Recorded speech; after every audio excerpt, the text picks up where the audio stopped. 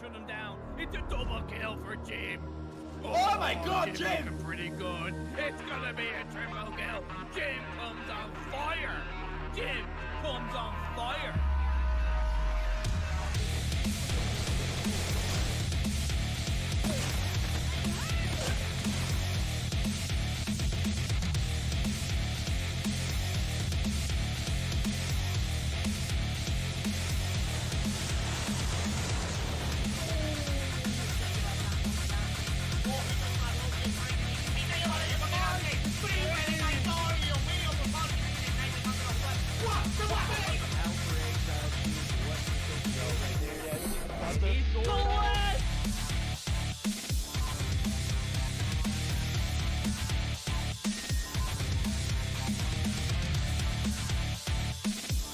Right angle, but couldn't land the shot. The dark scope, the two-piece!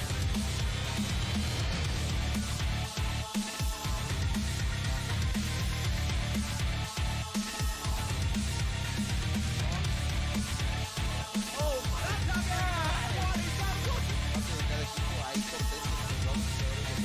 Trató de darle ese respetazo ahí, consigue una pelusa y rápido se voltea y se ataque na marotagem. Bravo, ângulo dele!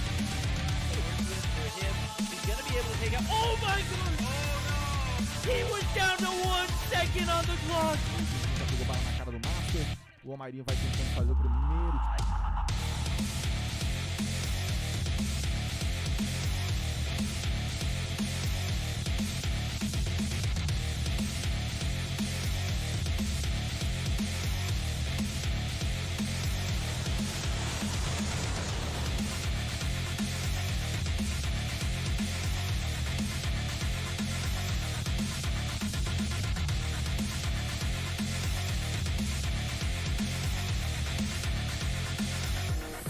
Da estátua vai tentar o tiro porrada e bomba! Vem! Clutch muito difícil de vencer, mas...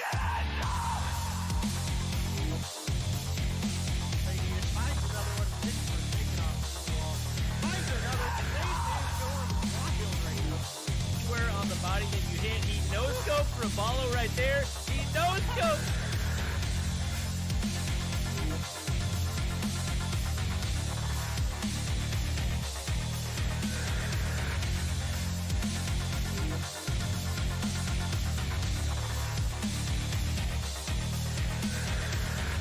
Termina eliminando a Jack y Wax queda solamente nuevo por parte de repente consigue la primera baja en este round. Se da cuenta que no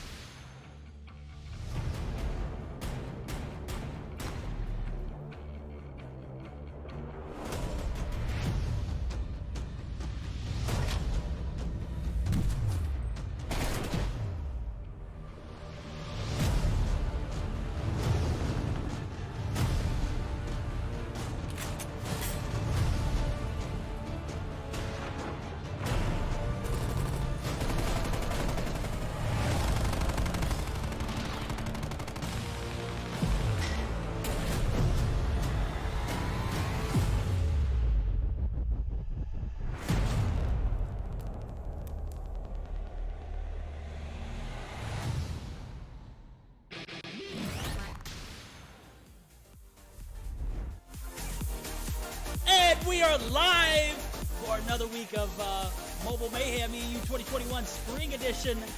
I am Verdict the Bot, and with me, as always, on Thursdays. Oh yeah, let's pop it.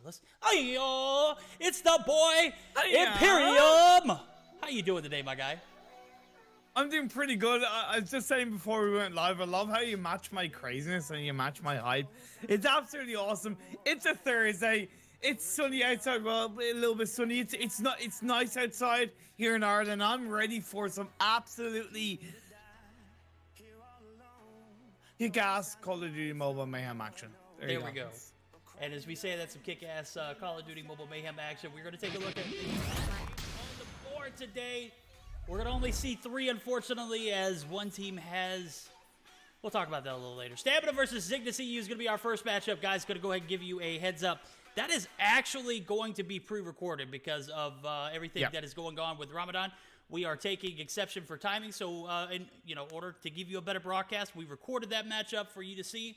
That way it wasn't going to be like a 45-minute in-between matchup kind of ordeal. We are going to see Ultima taking on Affiliate. That's going to be, I'm announcing it. That's going to be the matchup of the day. We aren't going to see Rog Black taking on Tragik, as Rog Black has merged with Rog White, as they have made a super team for the champs.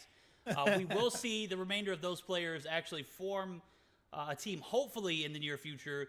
But until then, we won't be able to see them play live. Final matchup of the day, Team Elevate taking on the newcomers, Unicorns of Love. And with that being brought up and being the topic of discussion, it should still be a great stream, even though we're only being able to play 3 games. I'm reading in chat, Tribe will not win this, as Tribe is not participating in COD Mobile EU. Yikes. So with... before we start this matchup, we're going to go ahead and take a look at the best of 3. Well, I'm not sure if I got it easily accessed. For which one? What, the first one? Yeah, between the first one. Stamina and Zygnus? Yeah. I have the information. I have the I've power, got the so to speak. info. I've got the info. Yeah, so it is going to be a hardpoint standoff going into Search and Destroy Meltdown, and if we do get into game 3, it's going to be domination raid. As far as the bad Stamina, they've taken away hardpoint Hackney Yard. That makes sense because I've noticed Stamina have kind of struggled on hardpoint Hackney Yard. Zygnus has banned away the hardpoint raid, and as far as weapons, Stamina has banned the DRH and Zygnus has banned the HVK. That is right, and without further ado, guys, we're going to go ahead and jump straight into the action so you guys can go ahead and see. This is a best of 3 between Zygnus and Stamina. A great matchup, guys. Verdict? Yeah, I'm here. We are live here with Zygnus and Stamina. We're going to be on board with my guy Creed off the rip, as we are going to start this best of 3 up with a hard point on standoff. Best of 250 wins. Good start, although balance does get taken out. Creed and Genius working really well together, as Genius is going to come in on towards the granny flat area. Lovely double teaming coming through between Balance and Stamina. Helps to kick things off in the right way for Zygnus. Of course, Zygnus, formerly known as xoxo, so it is Zygnus's foray into EU COD Mobile, and hey, they're ready to make a name for themselves. Verdict. Yeah, they are. I'll go ahead and tell you, they got big shoes to fill. My guys over in the NACOM scene, also in LATAM, Zygnus, just an absolute powerhouse. Yeah. Any moment they're liable to pop off, and they are going to have a bit of a lead going into the P2 transitions, as we can see now. Inferno getting taken out of the hill. A little bit of concession here as P1's wrapping up. 10 seconds left on that clock as they make the rotations over to P2, which is going to be backside of this warehouse area. We will see again Zygnus EU with a 31-4 lead.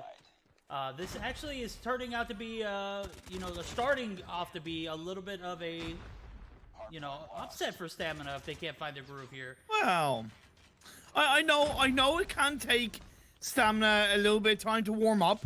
Let's be fair, they've come into hardpoint games, going 50-100 behind, and they've come back right to win. It's not, it's not abnormal for me to see Stamina fall behind in the early parts of a hardpoint game. But what I am very impressed with Zygnus EU is just their synergy, their awareness and their kind of how much you're preparing for these hard points in a strong way. I know the respawns are messed up with hard point at the moment, but at the end of the day, there's still a way you can play the game, and sticking together is one of those ways.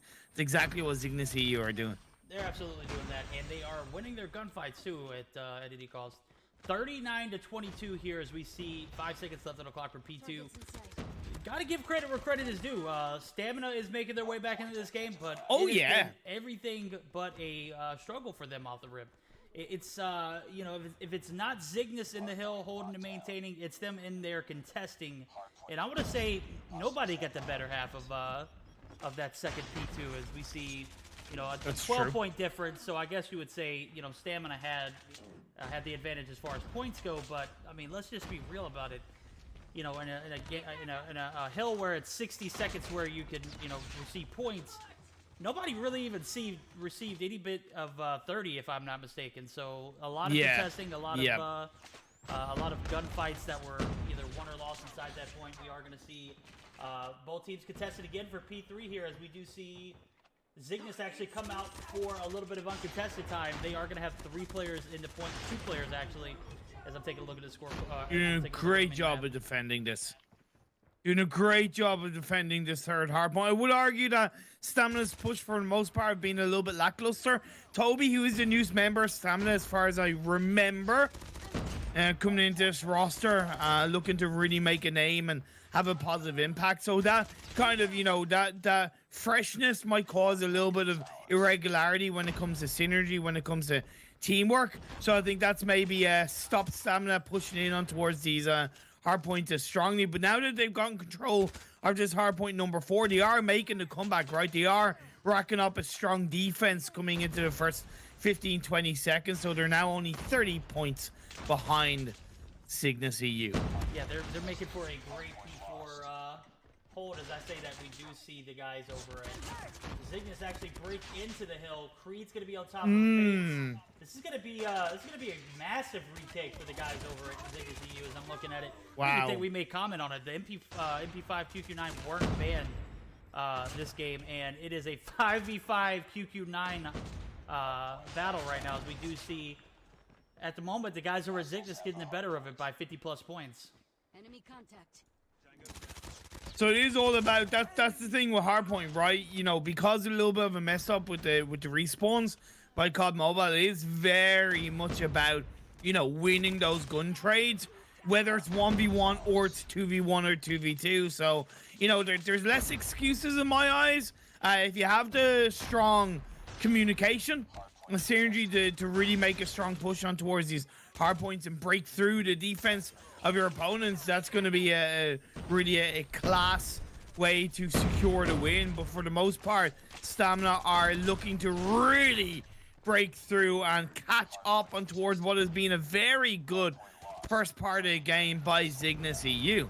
Phenomenal start for them, as we do see a final break here in P1 for the side of Stamina. Stamina making their way back in there. They're still very much so into this. If Toby can get a little bit of support, you know, Angel's having a bad game. Hetty's not having the best game of his life. Toby, now, he is popping off. He's got 27, I know. 27 kills, my guy. 28 almost here, as I saw him get a assist off that. But he has a cluster in hand. He's going to be taken out of P2 as the transitions were made a little early on. Grizz is also going to be down there with 14 kills. He's going to have a little bit of support going into this P2. Oh, lovely by Angel. Angel picking up, you know, starting to get their groove. But again, let's just remind everybody, it's been a slow start for Angel. I guess better late is better than never. But we are going to see Angel. There we go. That's the Angel we know. Angel popping off, getting 1 kill inside of this P2 staircase. We are going to see Genius push up top. Genius is going to get taken out there. Angel starting to set herself or theirself on fire here, as we do see 11 kills now. So they've they've doubled +1, as we do see Genius actually get the better of that trade. So yeah, a little bit of contesting here from the side of Zygnus EU, as they found themselves in a 13-point deficit.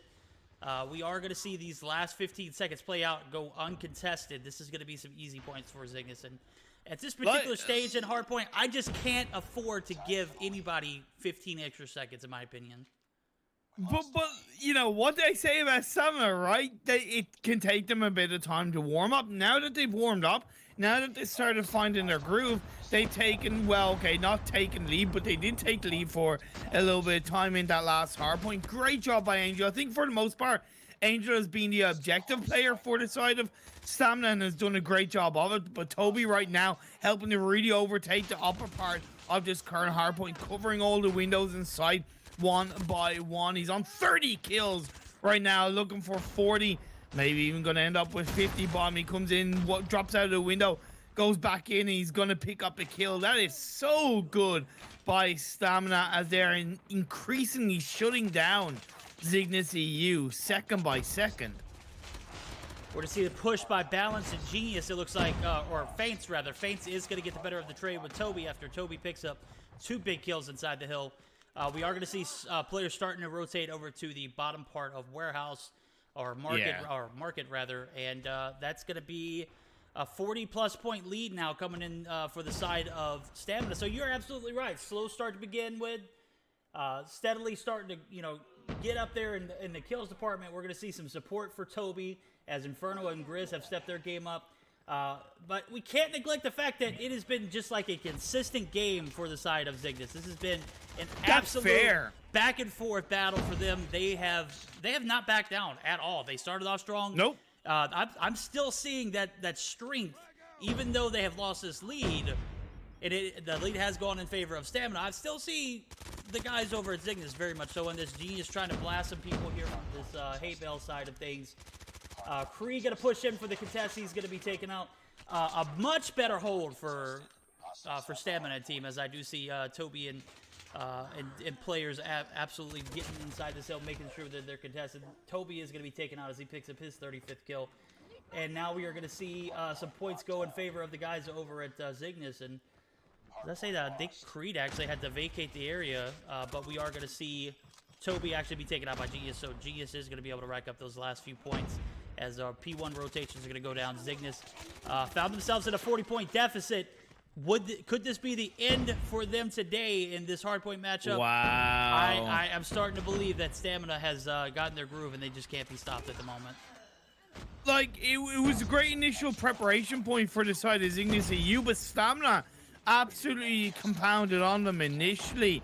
A cluster strike is coming through. That's going to really help Stamina crash in and close and seal the deal of this hardpoint game. 218, 219. They send the players of Zygnus EU flying across this hardpoint up on top of the granny flat. They are covering all the angles they can, but they're being taken out. Genius is going to pick up his 27th kill, looking for his 28th, but he's going to get shut down. Balance on the other side, coming in towards the granny flat, going to come in. But at the end of the day, Stamina are trading, and that's the most important part, is that Stamina are trading. They haven't closed out the game, but they are trading. They are trading, and my guy Toby with 40 kills. Yeah. An absolute powerhouse at the moment.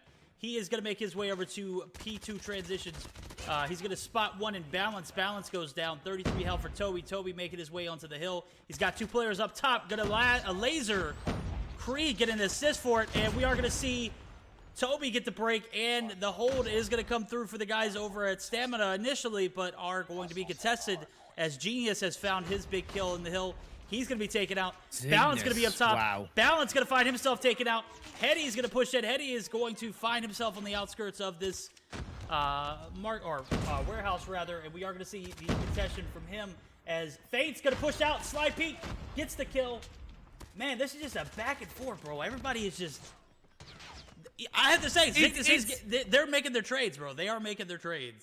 Oh, yeah. Yeah, Zygnus are doing a great job because, right, like, the members of Stamina, they're definitely, they're taking the lead. They're only 16 points away, but Zygnus are not giving up. It's a dirty end. I tell you that much. It's very scrappy, but I absolutely love it because you can see the fight within all of these players to win this first hardpoint game. Nobody's giving up. Nobody's letting up. Nobody's going to turn around and desert any of their teammates. But at the end of the day, in this current hardpoint, we have seen Stamina get the lead, but it's being contested by Zygnus EU. Just as I say that, Zygnus EU come in flying and they overtake the hardpoint. Zygnus EU. This is a hell of a game to start the series off with. A 238 to 226, just to paint you the picture. The guys over at Stamina were down by nearly 50 points going into the fourth transition of that first rotation, and we are going to see the side of Stamina actually prevail and come out on top. A comeback for the guys Stamina as they had a slow start. That didn't deter them from anything, as we do see them take the first game, best of 3. And what a way to start their series, as we do see Toby pop off 7,000 points. I'm not even sure how many kills he had at the end. We'll see just shortly. 2 shy away from a 50 bomb, my guy. I think that's, and this isn't to take away from Toby, but I know it's something that a lot of people are kind of a little bit more aware of. Getting a high kill hardpoint game because of the structuring of the respawn, it's genuinely messed up. It is a bit easier to get a 48 bomb or near 50 bomb. I'm not saying it's easy, but I'm saying it's a little bit easier. That doesn't take away from how good Toby played in that game and how impactful he was while still having 1 minute 40 on the hard point. But compared to the previous patch, it's not as enlightening. It's not as enlightening. Still a great performance overall. Great teamwork from Stamina. But like, I just want to take a second and respect Zygnus EU, right? Because this is the former xoxo, and I remember last season, and I know it might be a little bit of a different roster, but I noted that xoxo were close to breaking in with the big dogs. I'm not saying they're there yet, because at the end of the day, they lost the game, but I'm definitely recognizing that as a team, as a name that's evolved, xoxo and now are with Zygnus, man, that deserves a lot of respect, because I can see that improvement. I can see that evolution. I'm very, very excited to see how much further they can go, not only in this series, but of course, throughout the whole season of Mobile Mayhem. Absolutely, as we do see. I'm taking a look at the scorecard here. 48 and 31 for Toby. Grizz, 43 and 38. I'm looking at a much more balanced scorecard on the side of Zygnus. So regardless of how that game ended, my guys over at Zygnus, they put up a fight. And they held their own. They won gunfights when gunfights needed to be won. At the end of the day, Stamina just had a little bit more momentum going into those transitions to that P3 top blue area. And it was very much so on the backs of Grizz and Toby and Inferno, as the bottom two just, I mean, they had a minute plus on the hill. Angel, I can kind of forgive for that particular 20 and 32 performance with a minute 52 on the hill. But at the end of the day, they got the dub. That's all that matters. So regardless of how they did, they were able to put some points on the board as far as the OBJ department goes. And a very much deserved, earned win, first win for the guys over at Stamina. Now we're going to be playing a Search and Destroy on Meltdown. This is where it could get a bit iffy, in my opinion. I feel like this is a map that could go either way. If you're having a good day, you're going to have a phenomenal start here. And I feel like this is one of the things that you could be down 4-5-0 and have a potential comeback. We've seen it done on the backs of Jim and Affiliate last season. They were down by 4 points and came back. It was 6 unanswered rounds for Affiliate. So it's one of those maps where anything can happen, right? It's a massive map. It's a well-known map at this stage of the game. And it's one that these teams should be very familiar and very prepared for, outside of what might be taking them a little bit of time to build up that synergy. Because again, and I noted during the game, Toby, youth member of Stamina, right? It's going to take him a little bit more time to really get in with the roster, and that, the communication that might not be needed as heavily for a very well-established team might be needed a little bit more with Toby, and that can in turn create a little bit more pressure, a little bit more confusion, because if there's more voices being doled out across these games, and especially when it's hardpoint as well. I know with Search and Destroy, it's a little bit more meticulous, it's a little bit more methodical, especially when you're on the attacking side, so you can take your time a bit, and that teamwork can really shine through a bit more heavily, in my opinion. And the strategies that a team will look to implement, if they're done in the right way, will really make a big impact. But at the end of the day, I'm personally gonna put Zygnus EU for this game too. Okay. I see. I'm gonna spot you. I'm thinking that the guys over at Stamina had a slow start and they have found their way in this matchup. We saw it. Yep. The comeback Fair. was real. Fair. I'm thinking Stamina has every capability of taking this series in two. And That's true. It's ultimately going to come down to, what kind of support Toby and Grizz can get, because they popped off last game. I have the feeling that they're not going to be letting off the pedal going into the second matchup. So it's really going to be on the backs of my guy Hetty, Inferno, and Angel. If they can produce some results here in this second game, as we do see it starting up here, if they find their groove this matchup, this series is going to be over in two. Well, at least for the first 5 points, we do see Zygnus EU on the attacking side, so they can dictate the run of show, the game of play. They can dictate how they lead into the defending side, whether it's 3 points up, whether it's 4 points up. Hell, it could be a massive 5-point round, 5-point set of rounds for the side of Zygnus EU. Let's see what comes on board. They're going for a 5-man push onto the A bomb side. They are going to look to plant that bomb, but at the end of the day, balance gets taken down.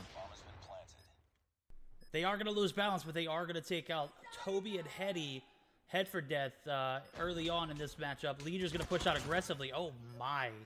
Inferno just got lasered. Grizz and Angel are going to find themselves. Actually, it's going to be Grizz in a 1v4. He's going to spot one in Kree. Kree's going to get the better of that trade. And just like you said, perfect. The guys over at Zygnus set themselves up for a comeback here in this series as they're down 1-0. And they're going to do so in the backs of Leader at the moment with 4 freaking kills, man. Leader played hella aggressively in that first round. Let's see how he does this second round. I've got eyes on him. He's got bomb in hand as well. No, and they're making a yeah, rotation but look to B. at this. It's a 5-man push to B. No hanging about. It's straight to the point, balls to the wall, and they even pick up a kill onto Inferno. This is so good from Zygnus EU. Like, I love this in the first 2 rounds, and it should be rewarded. You're up 5v4 with the bomb planted. 37 seconds for Stamina to make a move. We're going to see Kree go down early to Toby. Toby is in his bag right now as we do see him make his rotations over to the gear side of things. Leader's going to pick up another. He has his 5th on board, and a 1v3 will ensue. Oh, my God. Can they line up any better for Toby? Toby lasering at the moment. He's going to be spotted there by Balance, and after peeking out of the side of that gear, he might have been able to get it if he rotated back inside towards the bomb rather than outside of that area. But, Toby, they lined up perfectly for you. You picked up the 2-piece. Unable to clutch it up. We are going to see Zygnus with a 2-0 lead. Okay, so it's going to be a 4-man push up and towards the A site, leaving Genius on the outside to do a little bit of scouting towards the mid. He's going to pick one up. No, not quite. He's going to run past him, but he gets taken out by Angel from behind. And that's what you get for not looking a little bit more closely and spotting that player's stamina as Creed is going to get taken out again. The bomb is yet to be planted. Zygnus are down to 2. Make that 1. Make that 1. Leader going to be the one last left alive. Inferno is going to find him. He has this weird LK build out, my guy. Inferno rocks the LK with like a weird ACOG, and he absolutely lasers with it. He finds his first on the board, and I said that Grizz and Toby were going to be the ones that were going to be in their groove this time. I'm wrong. Grizz has got a fat donut on the board. That's okay. We got Genius on the other side. So as long as both teams have one with donuts, we're going to forgive both of those players. We're going to see a 4-man push onto the A site. We're going to have one player mid, which is interesting. I'm not sure who that is mid. It's going to be Genius. Genius is going to be spotted and taken out. Hetty gets taken out as well. He's up to 4 kills, so he's definitely popping off at the moment. Well, he's not right now because he's dead, but we are going to see Angel rotate in mid. ASM-10 in hand, going to slide peek this little mid area. Doesn't spot anything. Yoka going to pop out with the sniper. Leader gets the better of that transaction. Leader now up to 6 kills, and that is going to do it for the side of Stamina. So good. Zygnus takes that round. They're up 3-1. Like, not only do Stamina don't really have an answer, But honestly, the way Zygnus are playing on as the attacking side, it's some of the best attacking I've seen from a team in quite a while. Genuinely, some of the best attacking I've seen. I've seen. Now, credit where it's due. I know Stamina are trying to get into it. They are trying to find a way back in. They're trying to really come up with an answer. But at the end of the day, how quick, how fast Zygnus are playing. They are trading up quite nicely. Grizz is going to get taken out, followed by Heady as Genius loses his life. We are going to see Inferno go down to Yoka. Yoka up to 4 kills. Leader is just oh my god, the hit marker for Yoka leaves Toby one hit. He's going to be found by Balance, so that's going to be 4-1. I have to say, the attacking side for the guys over at Zygnus, it's near perfect. It's near perfect. Why? Because it's unpredictable, and they execute their game plan to a T. They only dropped 1 round in that attacking side. Yep. And that was due to, I'm guessing, a battle of not being able to win their gunfights in areas where they should have. It was Genius going down first. That was their mistake, playing on the outside in that round. However, the attacking side is going to be Stamina this time around. Swaps on over. Balance and Zygnus, Leader, should I say, working together. His Angel's left on his own. But Leader comes in to get the final blow. And Leader, he's on 10 freaking kills, Verdict. 10 double digits already, and we're not even finishing this game. Although Zygnus EU, they're 1 round away from claiming this game 6-1. We're to see a B push for the side of Stamina. 4 players going to A for the side of Zygnus. They're going to be playing for retakes here. Nowhere in sight to contest.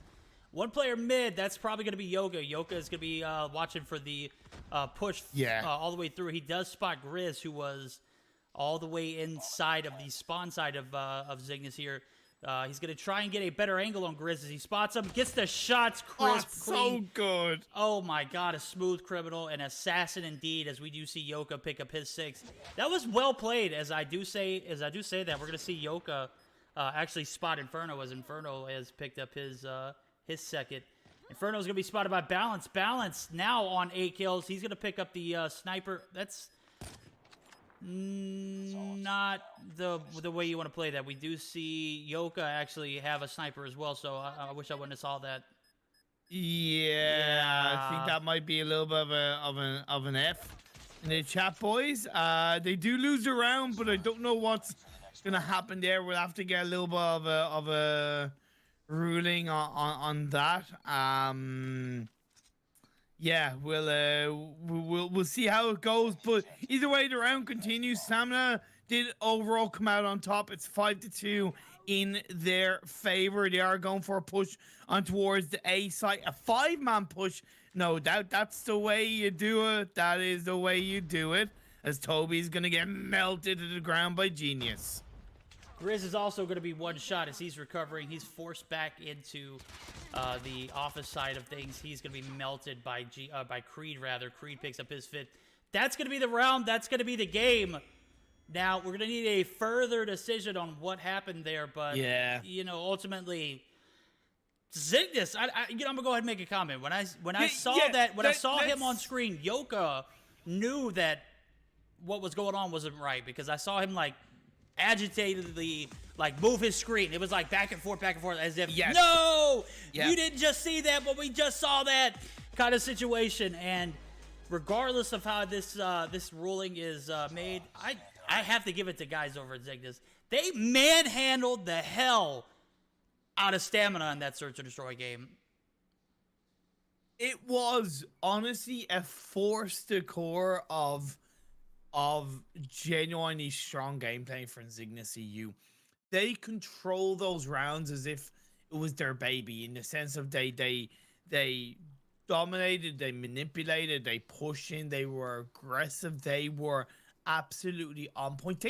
They respected the fact that they were 1 game down and they really had to control this 2nd game, because a team like Stamina, right, and I've said this so many times before against some of the top teams, you give them an inch and they're going to take a mile. So against a team like Stamina, they had to shut them down, and they had to shut them down fast. They had to give them literally, and they gave them pretty much nothing. Like I said, the only round they lost was a mistake by Genius. Other than that, every single other round for them as the attacking side was perfect, and then as the defending side, they still brought it to like that tracking by Yoka, that tracking by Yoka was perfect. We saw it on the grid. He tracked it, he spotted it, didn't try and shoot, tracked around, got the shot off. Little things like that are so valuable to a team in COD Mobile, in Search and Destroy. Tracking, eliminating, moving on. It was insane by Yoka individually and as a team. Man, Zygnus EU looking very bright. Very bright indeed, as we are getting further clarification on the ruling. I'm not 100% how they actually, you know, is it the shot is fired? Because I don't think I saw a shot from the sniper. I think it's... I think I did. I think I did. That's the thing. I think I did. So I think I did. You know, just to go further clarification, we did have Yoko who was sniping. He had a DOQ in hand, and I'm not 100% sure of what player it was who picked up the enemy sniper for the side of... It was, I can tell you, it was... Oh, man. Actually, no. Can I tell you who it was? Do I remember? I think it was Balance. But I don't know. I know he had one, and he obviously we know Yoka had one, and the second player picked one up. And see, I don't know. It all comes down to the ruling. We'll have to wait for an official ruling once we get an official ruling. But man, if that's the case, then it feels bad, man, for Zygnus EU because they've lost the series 2-0. But at the end of the day, rules are rules, and I would argue that Zygnus knows that like Yoka had played sniper that whole game. Literally, not one round did he not play sniper, as far as I know. You want to know the crazy thing is, the guys over at Stamina did not have a single sniper up until the side of them flipping. Inferno, I believe, was the one with the sniper. If not, it was the Angel, either or.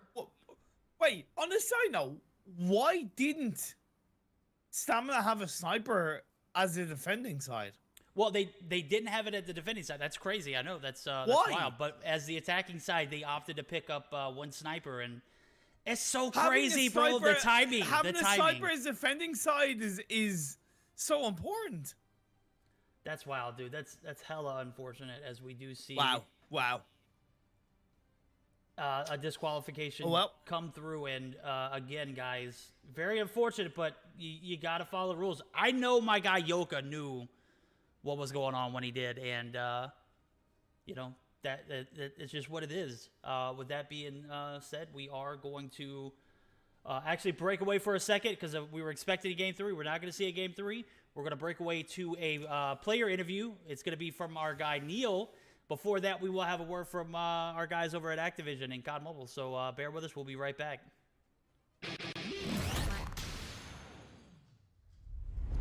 Guys, we just wanted to go ahead and speak a little further on that ruling, just to give you guys a little bit of insight.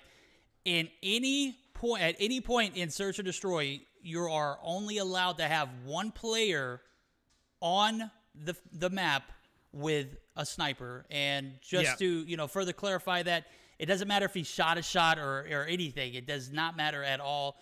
So Balance picking up the sniper and Yoka with a sniper in hand was the reason for that DQ. So if you guys take a look at the rulings or the rules inside of the Mobile Mayhem 3.0 rule set, it is going to state that is a DQ. So we won't go into any further details on that. It's just blatantly points out the fact that you can't have more than one sniper at any given time. So didn't want to pull away from the fact that we were breaking away to an interview, but wanted to give you guys a little bit more insight. And with that being noted, we are going to go ahead and jump into a word from COD Mobile and Activision, and the first portion of the interview from my guy Neil. So bear with us as we are going to go ahead and get started up with that. Verdict? Yeah, I'm here. We are. Yep. Nope, I did it again.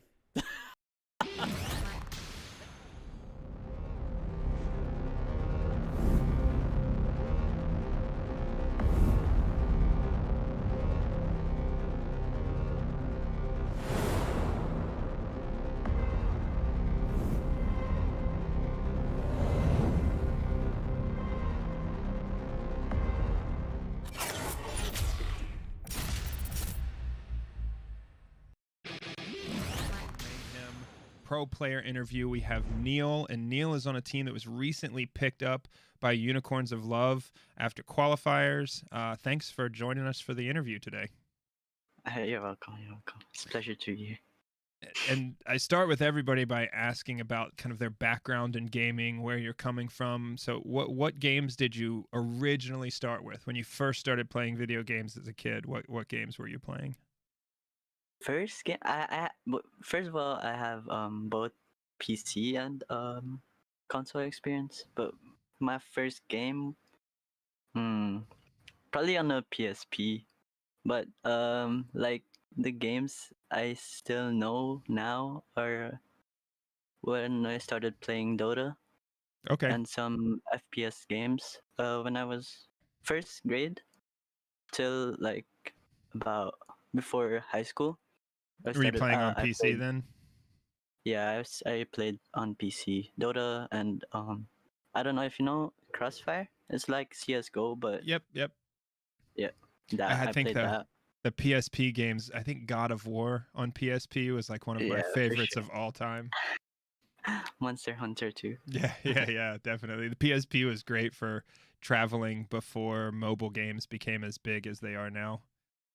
Yeah, that's the when I started playing, and then I moved to Germany, and I played Modern Warfare 3, Black Ops 2, Ghost on my Xbox 360, and then I stopped playing when Advanced Warfare came out. Yeah, I think Ghosts is when I stopped playing. The Black Ops 2 on Xbox 360 was just iconic. Yeah. It was amazing, amazing. For sure, for sure. And then I played Dota 2 again. After that, I played Fortnite on my PS4, Okay. and then my first mobile game, I guess, is Rules of Survival. Yeah, so quite a few people came from Rules of Survival. You know, everyone knows that Noah was one of the big content creators for Rules of Survival. What were some of the adjustments that you had to make, like gameplay style or the heads-up display, moving from Rules of Survival to COD Mobile? Rules of Survival, I didn't really play it competitively. I played some scrims here and there, but it was just mainly me and my friends. We're just having fun. I forgot what. So the what- big adjustment like- was just getting into the comp scene in COD Mobile and kind of Yeah, starting all I of that for guess. the first time. And switching from phone to iPad probably is phone to iPad, and then early this year back to phone. That's probably the adjustment. Yeah, I did had you to struggle make. going from iPad back to phone, or was it an easy transition? It was smooth for me. I'm not gonna say it was easy, but definitely fast. Like I adapted fast to the screen size and all that, and did good in the first day or week, and or in general the Switch was good for me. Yeah. No, that's good. Yeah, that's one where you kind of have to commit. Once you decide to go back to phone, you just have to put the iPad away and focus on phone, and it goes, a week or two, and things start to get a little bit more smooth, I think. I think it was better overall for me as a player to switch to phone, because on iPad I'd say I have nothing to improve anymore besides like game sense and all that. And switching to phone is definitely more challenging, so I kind of grinded more on my phone and comparing it to how I played on iPad. So it was good. The overall. challenge to Yeah. motivate you. Yes, that Yeah. definitely. And so your team, with recently picked up by Unicorns of Love, you're all from the Philippines, and Yes, sir. and then you live in Germany now. Does everybody else on the team, are they in Germany with you, or are there still some people in the Philippines? No. We all live in Europe. Okay. Some 3 in Italy and 2. No, 2 in Italy and 3 players are in the UK right now. Yeah, that's challenging with players in different countries in Europe, because it kind of forces you to communicate in game in all English. Yeah. Yeah, but then again, we're all Filipinos. We Mhm. can, but our communications are all in English though. So I don't think the comms is the problem. for Yeah. us. Yeah. So with competition now being picked up by an organization, what are some of your goals for competition in 2021? My goals is just to keep grinding and grinding, I guess, to Yeah. make it to the top teams, and Yeah. also qualify for the World Champs. I mean, Yeah, and get as much wins as possible too, but yeah, yeah, just Mobile to make it Mayhem to is the a big opportunity for the team with the new org and yes, sir. the competition. So, yeah, that's great. And I've heard all kinds of different answers from people what their average week of playing looks like. What is how often do you practice with the team, and how much are you playing in the average week? I keep it strict with the grind of how my team grinds. I Mhm. keep it strict. Like I check the, weekly how much they grinded through the battery settings in the phone. But me personally, I just try to put in as much hours as I can to be as consistent as possible. Because I have this internship going on for the past 4 weeks now, so I can't really grind as much. I work from 8 to roughly 6 p.m., I'd say, and then have a break, go eat, and then grind. Yeah, with a But I work still schedule try like to, that, it's tough. yeah, definitely. But I still try to put in average of 6 hours a day in my weekly goal. I think So yeah, a lot of people don't realize how much time it takes to play at a high level, because you have to yeah. get in lots of time on your own and then lots of time with the team to work on comms and coordination. Perfect timing, guys. We are back live. That's right. We're going to be geared up for the next matchup today. That's going to be Affiliate versus Ultima. And I predicted it. This is actually going to be the matchup of the day, in my opinion. So without further ado, we're going to take a look at it. I'm just saying, dude. I don't think it can get any better than this right now. Now, we got Elevate coming on, but they're Really? taking on I was a just gonna young... say you got Elevate. We got Elevate coming on, but we also have them playing a very young, or not young, but a Unicorns of Love team who are newer to the Mobile Mayhem scene. So Yes. Elevate obviously has, its advantages with being tenured and whatnot, but I think if this is going to be the most competitive matchup of the day, without further ado, we're going to take a look at the best of three. Fair enough. We're going to start off with a raid hardpoint, followed by a search and destroy on standoff. If we go to a game 3, it's going to be a Hackney Yard on domination. Map picks, our map bans, we're going to see hardpoint firing range from Ultima being banned, as well as the DRH. An Affiliate opting to ban search and destroy on Tunisia, as well as the QQ9 ban. So predictions. Interesting. I know that you're a fan of Unicorns of Love. They have a huge presence in the PUBG mobile scene. Now, if you're not aware, with Imperium's casting, dude is very diverse, has a very diverse background in casting for PUBG Mobile as well as COD Mobile. So predictions, what do you got on board? What do you think? You think Affiliate's going to take the series, or do you think Unicorns of Love are going to have a dog in a fight? You mean Ultima? It's Ultima. I'm so sorry. They're going to be playing. Don't worry about Ultima. It. Don't worry. I think this is going to go to game 3, to be honest, because I agree with you that this is the most competitive matchup in my eyes between Ultima and Aphelion, because I think both teams are at a pretty strong level. What I do really love about, with regards to the picks and bans, is that Aphelion banned away Search and Destroy Tunisia. Tunisia is the newest map aboard the mobile competitive scene in the mobile mayhem. And because it's a newest map, there's a level of unknownness to it, right? In terms of strategy, playstyle. So kind of taking off the board, you eliminate that uncertainty, right? There's a little bit more maybe control because you're coming across maps that are a little bit more familiar to you. And you're maybe a bit more comfortable playing as a team. So I really like the fact that that Tunisia is being banned. I want Tunisia to be played because I do really like that map. I genuinely love that map, but I get why it's being banned in this case, and I do think it's going to go to game 3 between these two teams. If it goes to a game 3, I'm expecting Aphelion to take that domination. But in all fairness, I do believe we're going to see a competitive matchup. I got the chance to watch Aphelion last week come back in a hardpoint game that they had no business coming back in. And it showed me how well these guys handled adversity. And they did it on the backs of my guy, Cartier. Now, Cartier is not in the lobby at the moment unless he made a name change. Or I'm not 100% sure what the situation with him is. But Aphelion, with 20 points on the board, they had a bye on Tuesday.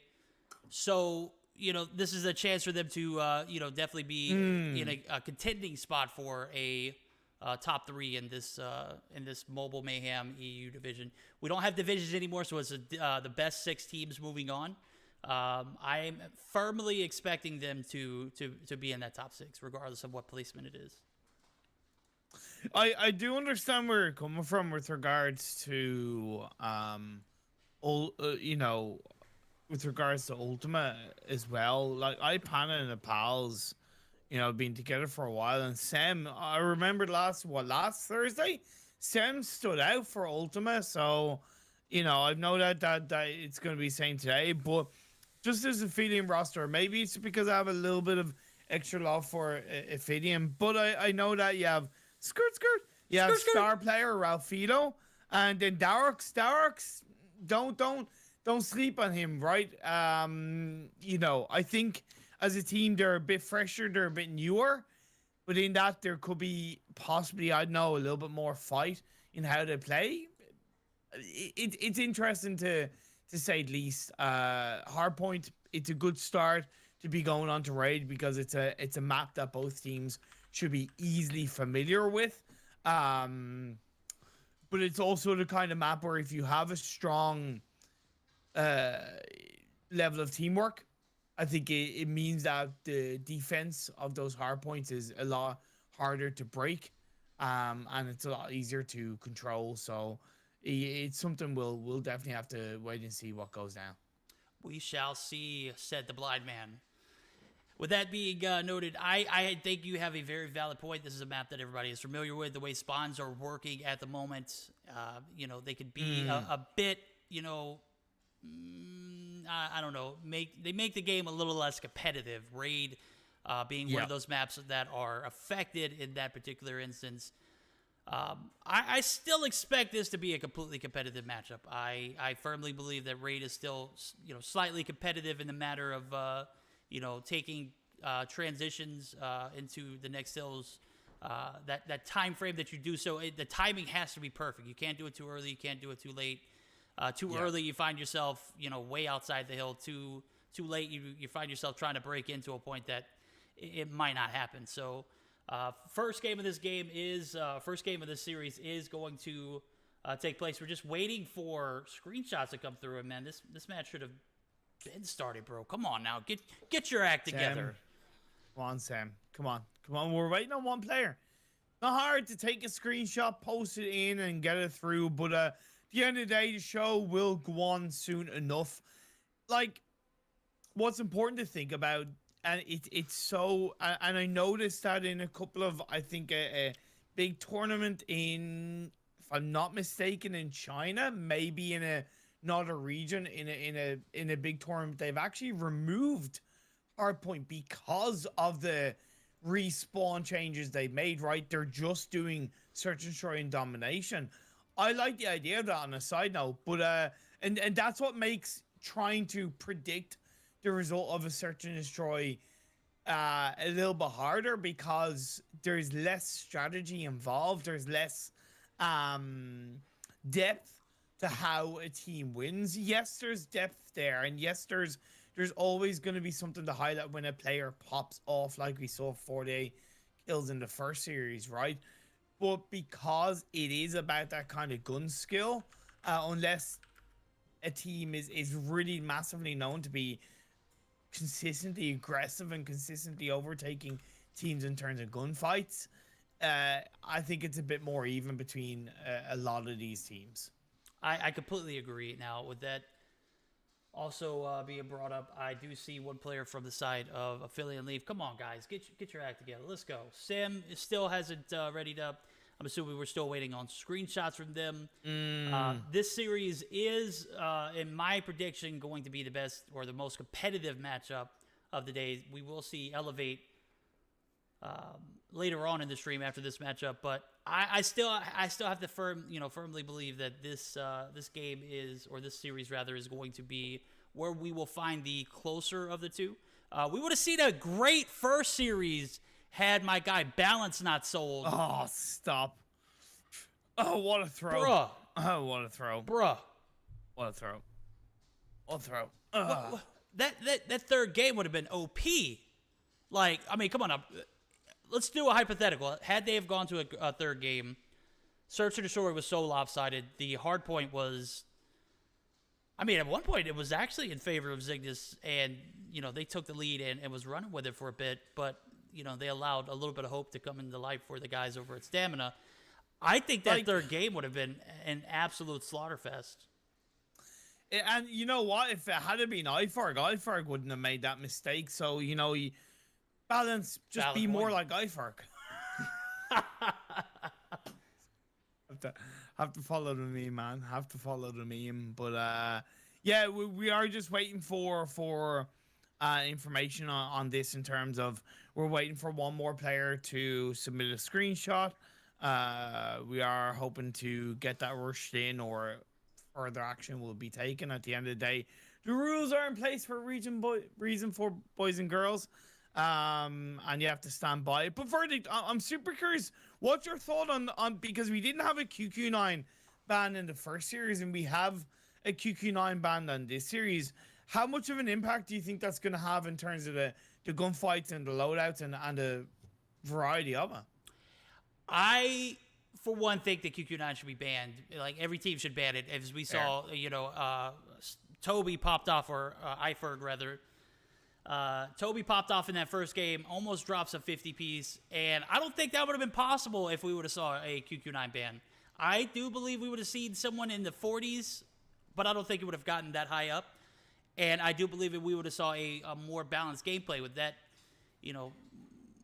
On that note, I would have to think that the game probably wouldn't have been as close either, though. So I don't think we would have saw Zygnus in a position of leading that first game, and we definitely wouldn't have seen as much of a meltdown as we saw. So, sure, that DQ came through, but the QQ9 being banned this game, we're definitely going to see some diversity in guns being used.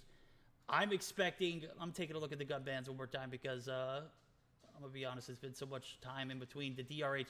I'm expecting to see some HVKs. I'm expecting to see, if we're seeing SMGs, we're going to see the QXR, or we're going to see the... Yep.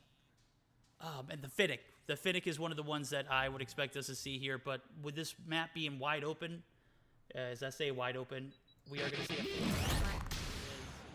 my guy Sim sold and did not get the screenshots through. So this first game, wide open map, we are going to see a ton of HVKs, ASM-10s, and potentially some of the other ARs that have not been utilized due to the MP5 not being banned last game.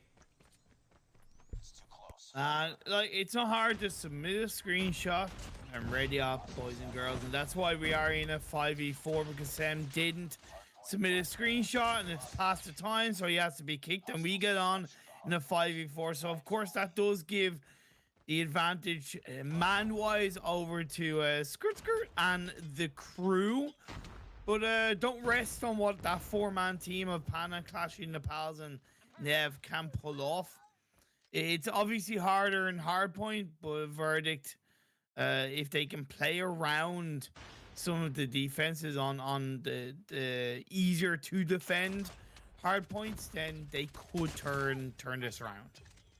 You're absolutely right, and my guy Sim is throwing hard, dude. Come on now, one screenshot. I made a prediction that this was going to be the most competitive game or series of the day, and here we are in a 4v5, right? Talking about caster curse from the highest, the highest level, the highest magnitude. Come on, bro. Everyone drop an F in chat for my guy Sim, as he did not produce his screenshot. And man, come on, dude. Come on, man. Oh well. Come on, man. Come on, man. But coming on as this game is driving on through into the second hard point of Kitchen, and the 49-5 lead in the favor of Aphelion.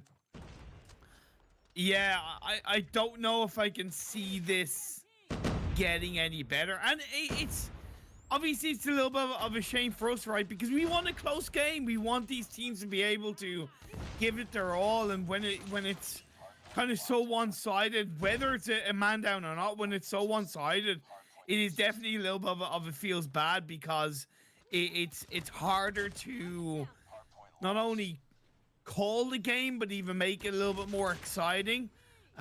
Still credit to the side of Aphelion. They do have firm control of this game leading into the third hardpoint spawn in Garage.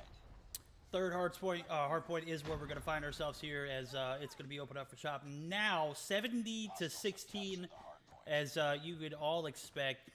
A 5v4 is going to determine this particular game in the series, as we take a look at the scorecard here.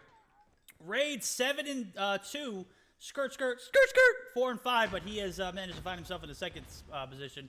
As much as you would think that all of these guys would be positive, they aren't. Actually, as a matter of fact, a majority of the team is actually going to be negative or neutral. The only player for the side of Aphelion that is positive was, Raid. Raid is 9-3, so he has found himself in a decent little kill spree here. As I'm assuming that it's harder to find 4 people rather than 5, and with spawns being the way they are, I do get to see my guy Clashy actually spawned right outside of this red room, and Raid does pick him up, but is almost instantly taken out though, as we do see him die. Pana, Naples, and Clashy and Nev are going to be in a very tough position to overcome this 5v4. I don't think it's going to happen. I think this game's going to be over after a total of, maybe 7 hard points. We might see 7. Oh my lord. Oh my lord. This is This is Aphelion just doing what Aphelion does in this kind of situation. And I would argue for Aphelion, and I've said this in previous 4v5s, right? And it's a little bit of a cliche, but it's true for a reason. Aphelion do not want to go up 5v4, right? They don't want to have that man advantage because, yes, it's an easy win, but you want to be tested, right? You want to improve. You want to get better. And the only way you get better is by playing against full teams, better teams, and more games against those teams. And, a free game is a free game and you take it. When it comes to the long-term evolution of a team, this is going to be a tiny bit frustrating to Aphelion and the crew. Yeah, and these guys are no stranger to adversity. As I said, they were down almost, it was more than 100 points on our grand, or not grand open, but on opening day of our series last week. So 1 week ago, we did see them come back from a heavy deficit of 100 plus points. And I'm looking at chat, dude. Drari, Fontes, you guys are super OP with the spamming of the roses and hypes, dude.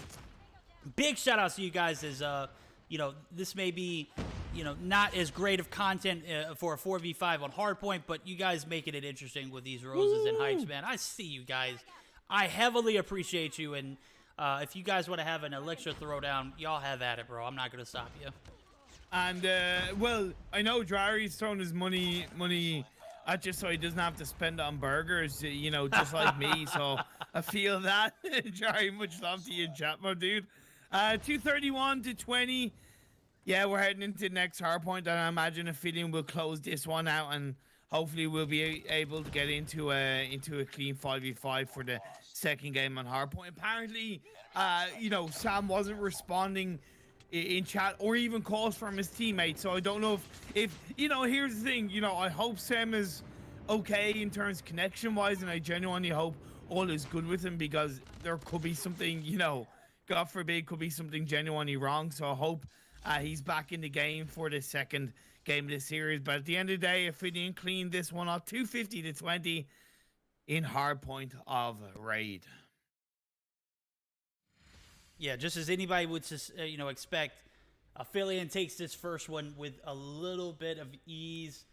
Gonna be given a free pass. Not as much of a free pass as my guys over at Tragik, though. 2 straight days in a row, or games in a row, they get an easy 20-point reward for 1, a team disbanding, and 2, now I guess a team disbanding or actually just merging with another. So I know they don't want it like that, so I'm not gonna paint them as a villain here. But I mean, you got to stop and think, dude. 40 points off the rip, give it to him. I mean, come on. If you're handed 40 points, you're gonna take it, right? It's like if someone handed you a $100 bill.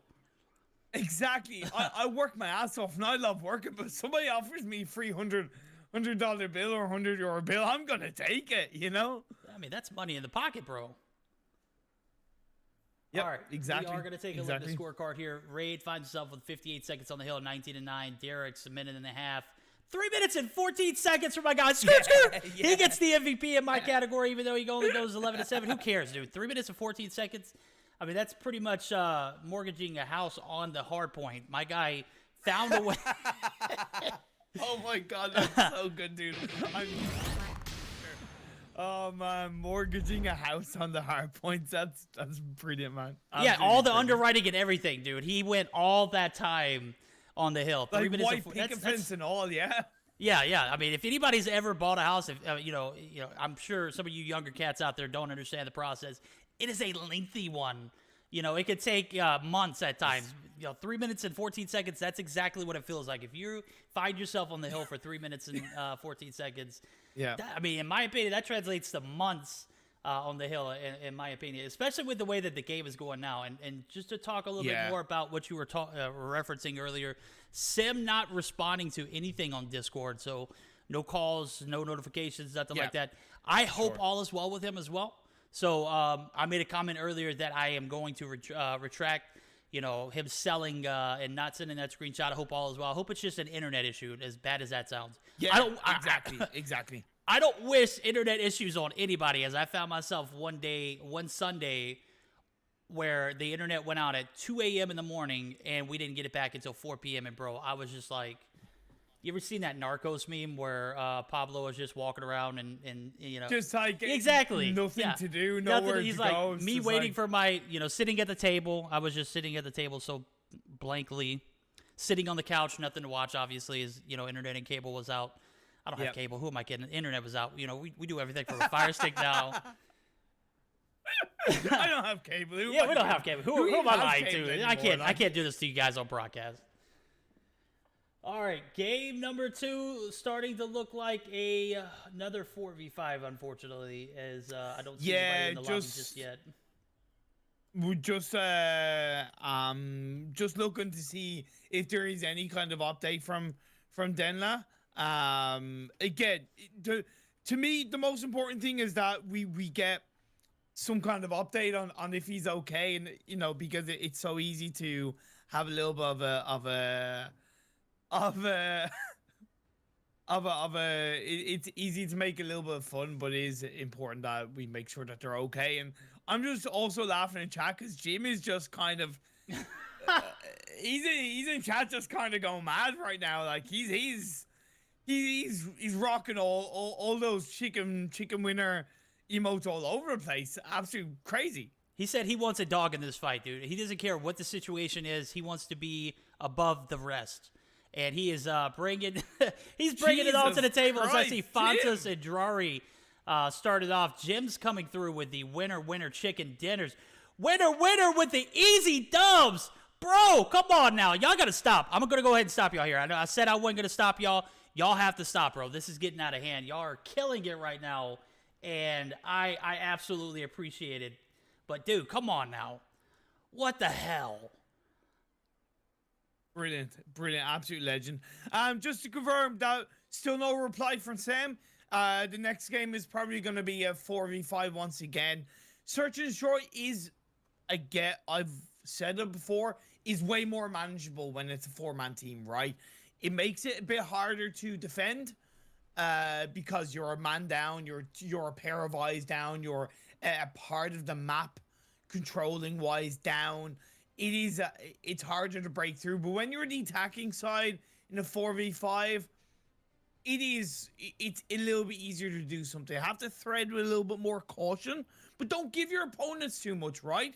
Still play that 4-man game, puff your chests up and do what you can do. Find the points to even the odds straight out the bat, right? To even that game into a 4v4 and then whittle it down and get the points needed. So I'm excited to see what can be done from Ultima in this game. They're going to have to overcome a little bit of adversity here as they are going to continue the 4v5, as you said. Panda Clashy in Naples, Nev, a recent addition. I think he actually just got roles for the Ultima Discord, or Ultima in Discord earlier today. So a new addition indeed. A 5-man push is going to result in Panda taking out 2. Taking out 1, actually getting an assist on another. And it's a 2v2. Even playing field here. Naples, Clashy, Raid, Rafito. This is exactly what I was referring to earlier on. Or you were referring to early on. The Search and Destroy is going to be a lot more manageable. Rafito is going to be super weak. Clashy also going to be super weak. And the bomb's going to go down thanks to Raid. Raid making his way over. Gets it planted. 40 seconds on the clock. Naples and Clashy, you have the teams on your back now. You got to execute here as this 2v2 is all in your hands. Interesting. Bomb is down. So now Ultima need to make some kind of move. Nepals has a sniper in his hands. Looking for Ray, and Ray is going to catch them both. He gets a sweet double kill. First point over to Ophidian. Good effort by Ultima. That's a 4-man team. Even the odds, but at the end of the day, Ophidian held control, planted a bomb. Job done. Destroy the objective. They have the bomb. Frag out!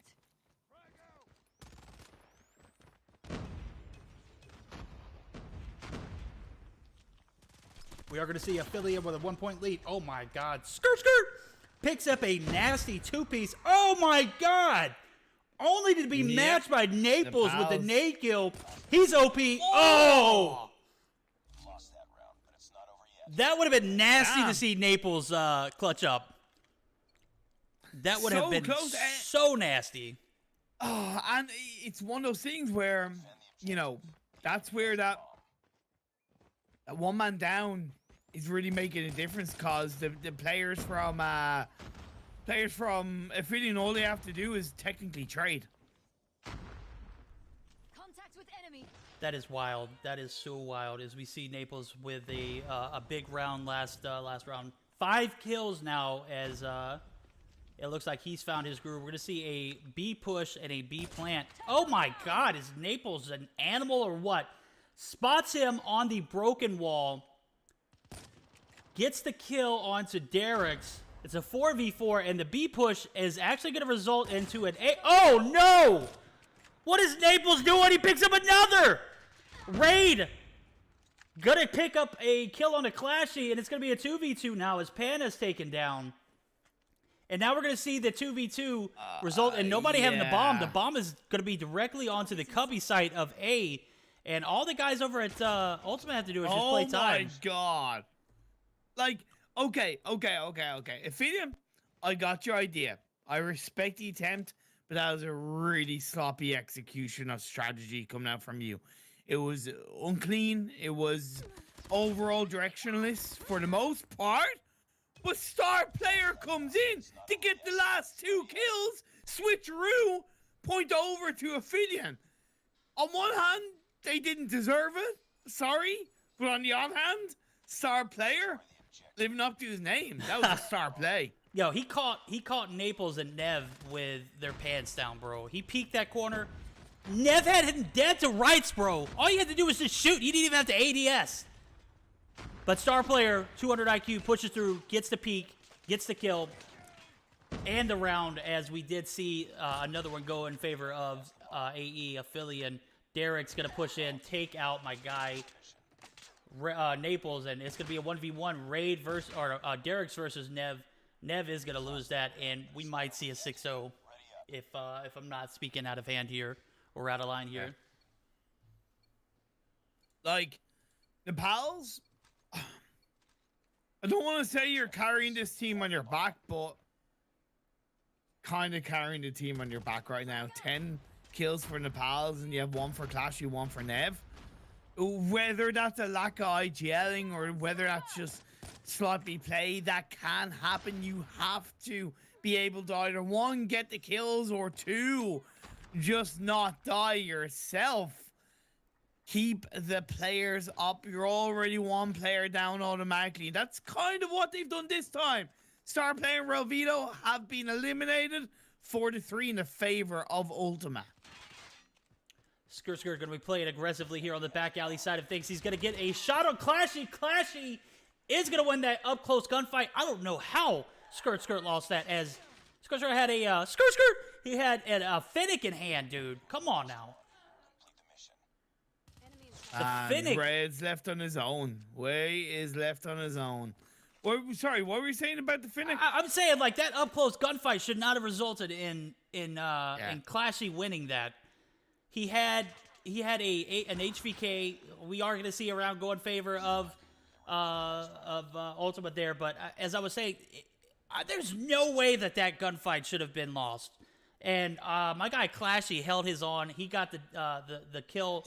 Yep. And there's no way an HVK should have beaten a Finnick there. I don't know what happened there for Skirt, but GG's to my guy Clashy coming through and showing what he's got as he was able to win the fight. And HVK still showing a little bit of promise here. Pana takes out Rafito. We're going to have a 4v4, which is a level playing field. And a 1-4 scenario is going to pan out here as another player, Naples, taking out Skirt. So Naples, 13 kills on the board, bro. Naples, absolutely OP. Like, we always knew that, you know, for Ultima being the defending side, it was going to be tough, right? It was going to be massively tough. But they've ridden the wave. They were able to get 1 point as a defending side. Now, as the attacking side, they can look to rip Aphelion apart. Rip Aphelion a new one. Use Nepals as a sniper to their advantage. It's exactly what they're doing. They planted a bomb, 2v4. Star player and Raid are going to be the last 2 alive. They're going to have to push a complete, or I'll say a full team, a 4-man squad of Ultima here, as maybe back-to-back rounds that they lose if they can't figure out what they want to do. Raid is going to be left alone. A star player pushes into Cubby and gets absolutely lasered. Now a 4-man gunfight is going to take place, and just we're going to see the second point go be awarded here to the side of Ultima, as wait. Players Did you say it was going to be? Did you say it was going to be a 6-0? I did say that, and I am absolutely eating my words, just like I ate that sandwich right before we started the game. I eat my words faster than I ate that sandwich, bro. Man, hey, look, it's not over yet, though, right? It's not Ultima's game just yet. Nepal's being shut down, and that's a very important shutdown for the side of Aphelion, taking down the carrier of Ultima right now. Nepal's had 14 kills, being eliminated. Still the bomb in the hands of Nev, so might be able to do something with that. And with them, I wouldn't say evening things up, but at least, you know, taking that blow a little bit away by taking out Darks. It's 4 against 3 with Nev playing by the hay bales, overlooking the shadows of the A bomb site. Right behind the tank. A little bit of a slow point. Enemy in sight. I think the players of Ultima are either waiting for a moment or looking to try and create a moment to strike. They're on the they're on the strike here, as I do see Classy and Team pushing up aggressively. no. They're going to be taking out one after another, as the A push was just not there. I was expecting one of these guys to Yeah. pick up my guy's Naples sniper, but I'm assuming they watched the stream and saw what happened to Balance. Nobody's picking up snipers anymore. I don't expect anybody to pick up a sniper, as we did see Zygnus win the search and I destroy don't think they earlier, but needed- DQ it because I don't think of they Balance. needed to. I don't think they needed I to don't think either. they needed to. No, I don't think so either. Maybe not. But you know these guys, these tier 1 players, bro. Everybody fair can enough, fair snipe. enough. Everybody can snipe. Everybody can have a moment where they hit shots. They're just super talented. We are going to see Rafito go down, and bomb is going to be pushed over to the A site. Another shot from Naples is going to result in a hit marker, but he's going to be taken out. Clashing does pick up skirt. Yeah. But not at the expense of losing your top fragger and Naples. Naples up to 14 kills now. Bomb's going to be planted at A. 45 seconds on the clock for the guys over at Affiliate to make their rotations over. We're going to see Raid mid. Star player on boxes. Derek's going to be up top of this marketplace building. He's going to take a shot. Misses one. Locust just not hitting right.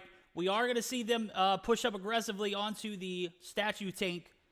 And with Nev and team inside of this A cubby, we're going to see Nev pick up one. He's going to be forced to reload. Perfect. Oh, the pistol! The pistol comes through in clutch. Clashy gets the final kill, and it is 3-5. Affiliate still on match point. Like, I gotta say, despite Naples being so on point himself personally, credit where it's due between Nev, Clashy, and Ipana, especially since they switched over to the attacking side. They're making up for it with some fantastic teamwork. You know, really some fantastic core teamwork to, you know, really hold themselves down. Like I said, puff their chests up and kind of act like a full squad to the point where I think for the most part they're massively pushing Affiliate to their limits. 5-3 in the favor of Affiliate, but that could easily go to 5-5 if the rest of Ultima have their way. Contact. Oh my God, Naples, what are you doing? How do you know he was there, bro? Naples hitting the wall bang on the cubby. Nev, Skirt's gonna no! get the better of this fight, and that's gonna end up being where we finish this this best of 3. Affiliate takes the dub. Of course, I mean, you got a one-man advantage off the rip, but that could have easily gone in favor of Ultima if I'm not sure, but Man. Naples, dude, my God. He was hitting some shots that I didn't even realize could happen. Verdict just needs to stop making predictions. B. That's I'm in the business of making predictions, and if I'm wrong, I'm wrong. Predictions is your business, and business is bad. Yeah, Business mate, is you horrible, know? bro. I'm fired. Get out of here. I'm going to go ahead and hand in my resignation letter. Like, I gotta say though, like that was close. That was close, man. It makes you think what would the result have been if it was 5v5? That extra player. It makes a difference at the end of the day, right? It does make a difference. We know that. It's a little bit of a feels bad, man, when it is a case of a 5v4. Affiliate, they're not going to worry about it. There's still a lot that Affiliate need to improve on, right? They you know, they'll take these points, the 2-0 series, but there's still a lot for them to improve on. In my opinion, a lot for them to improve on. They shouldn't have allowed Nepal's to get those shots off, or half of those shots off. There's no doubt Nepal's really like showed up, but I think at times Affiliate individually or as a team gave those kills to Nepal's, if that makes sense, right? But other than that, a 2-0 series win is a 2-0 series win, and the way it goes. That is the way it goes. And with that being brought up, we are going to go ahead and move over to our second portion of the Neil interview. If you don't know who Neil is, dude, you're missing out. Neil is an absolute animal with the sniper. Not to outshine my guy Naples. Naples just hitting some crispy shots. So we're going to hear from our guys over at Activision first, and then move over to that second portion of the Neil interview.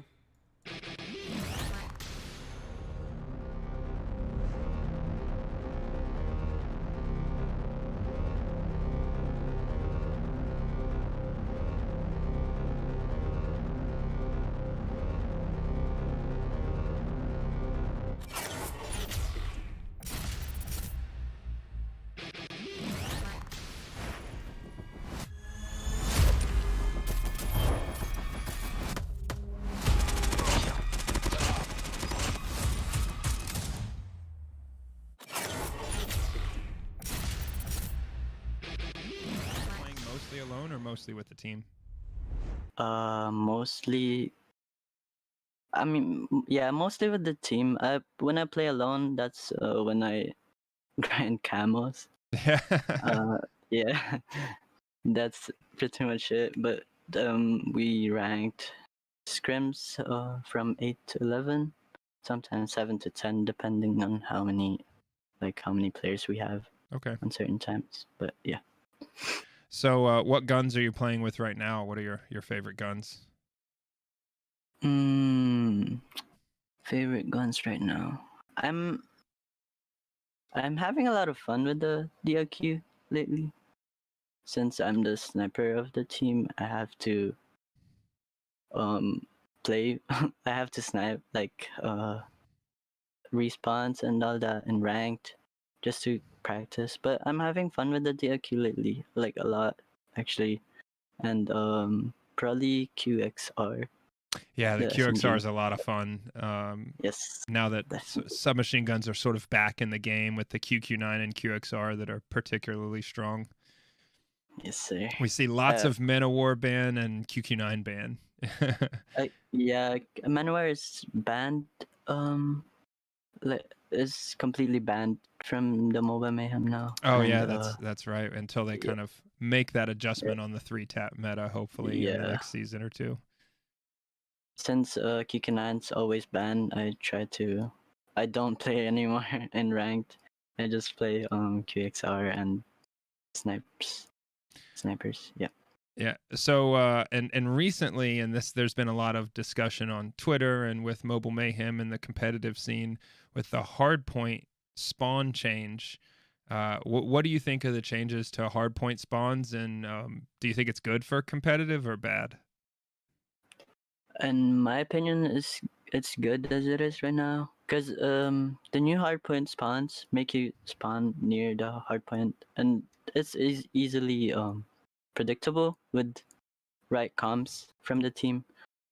So since we spawn near each other, it makes hardpoint really about who wins their gunfights. Yeah. It's just it's a bit chaotic at times. Yeah. But yeah. in my opinion, is good as it is right now.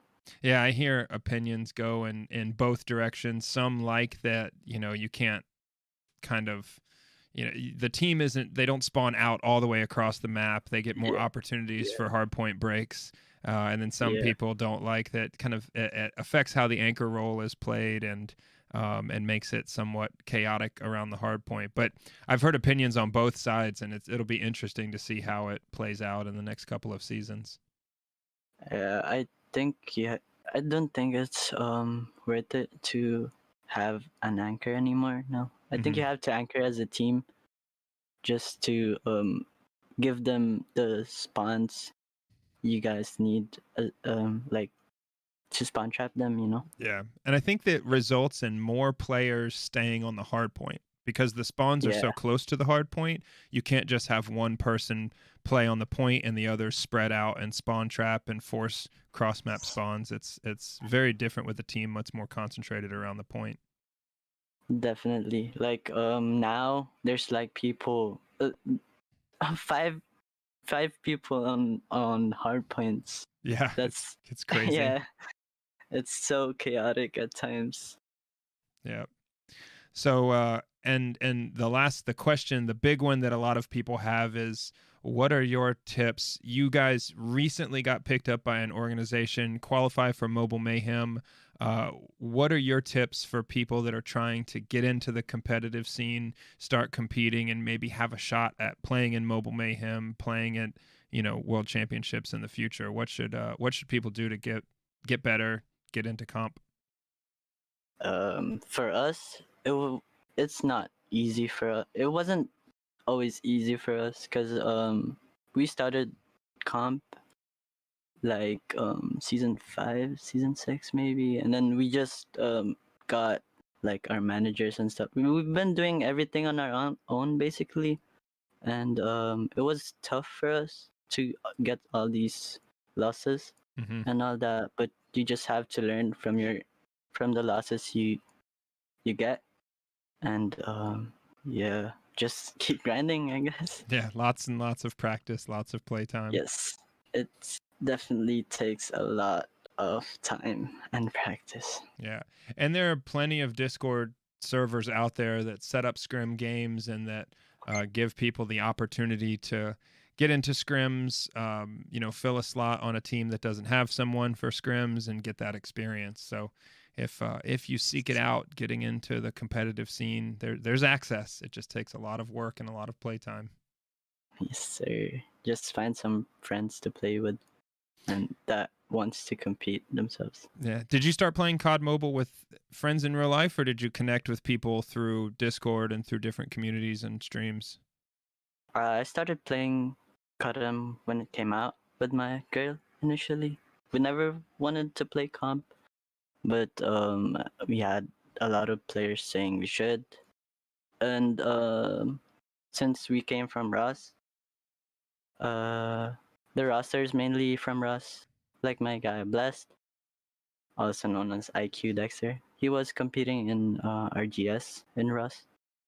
Okay. But yeah, we had a lot of players here and there, but we didn't really click, I guess. And then CGL and Angela came along the journey. We've been doing everything on our own basically. Oh, that's cool. And Yeah. now with our managers and Unicorns of Love guiding us. Yeah, you have to do quite a bit on your own and progress and work together as a team and get your game skill up before you kind of get the help from managers and teams and organizations, definitely. Yes, sir. Well, that's it for the time for the interview, but thanks for coming on, and it's great to let people watching Mobile Mayhem get to know people that are on the teams and kind of understand where they come from and how they got there to the competitive scene. So I appreciate you joining us for the interview. You're welcome. You're welcome. I appreciate you too. Thanks.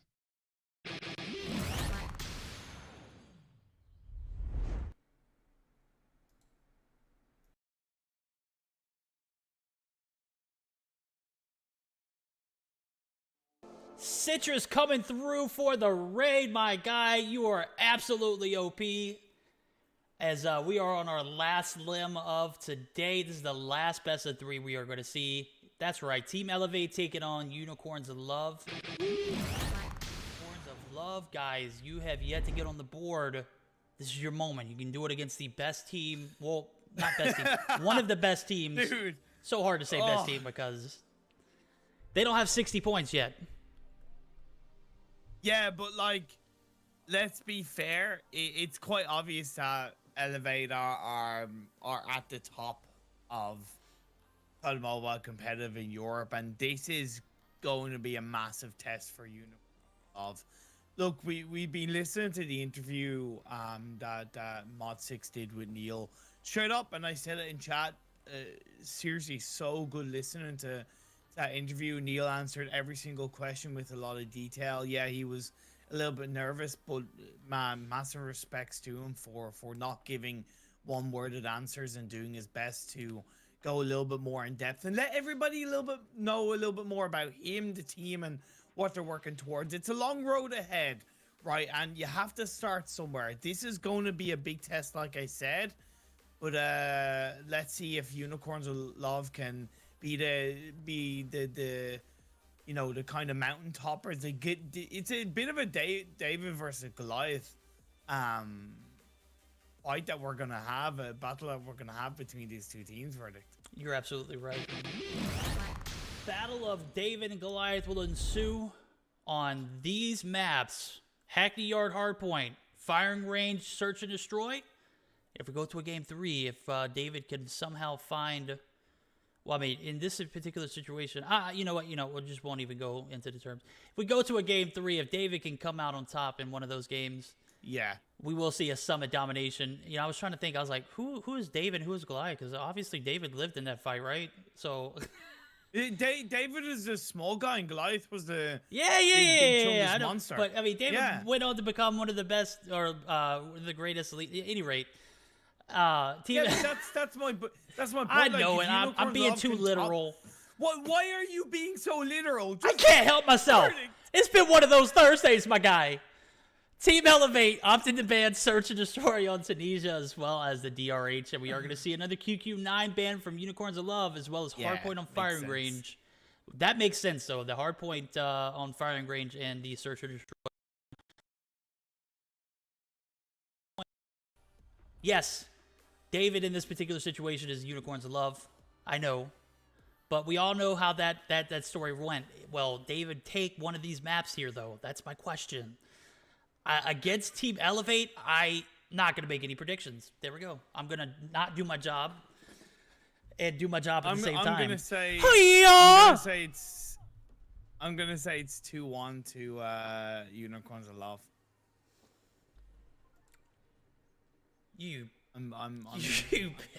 I know what I see what you're doing there. What am I doing? I'm not even going to say it because then that would actually reverse your curse of caster curse. Come on. Say it. You know you want to. No.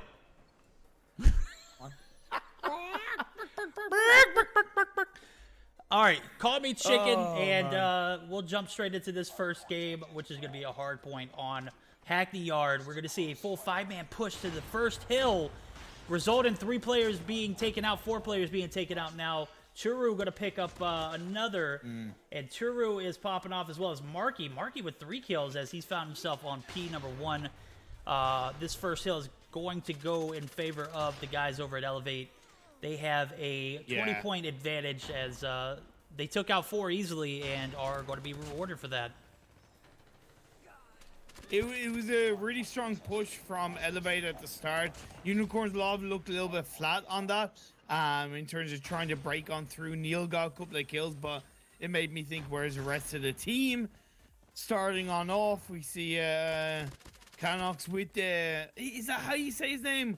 Canox or Cano? I actually must find out how to say his name, but he has the ASM-10. He's going to push on through, going to help get in towards his hardpoint, but as he reloads, he gets taken out by Yaya. Yeah, is going to get the kill there. And I'm extremely interested on how you pronounce that, Dave. The way I'm reading it, it's Cano, like maybe we should call him Canoe. We should call him Canoe. That's exactly what we're gonna do. Not Kano. It's a Kano, like Kano. No, it's Canoe. It's Canoe. Canoe picks up his 4th. We are gonna see him with shovel in hand make his way to this tire shop, which is directly on the other side of this wall. He's gonna have to get past. It's not a shovel. It's not a shovel. It's a paddle.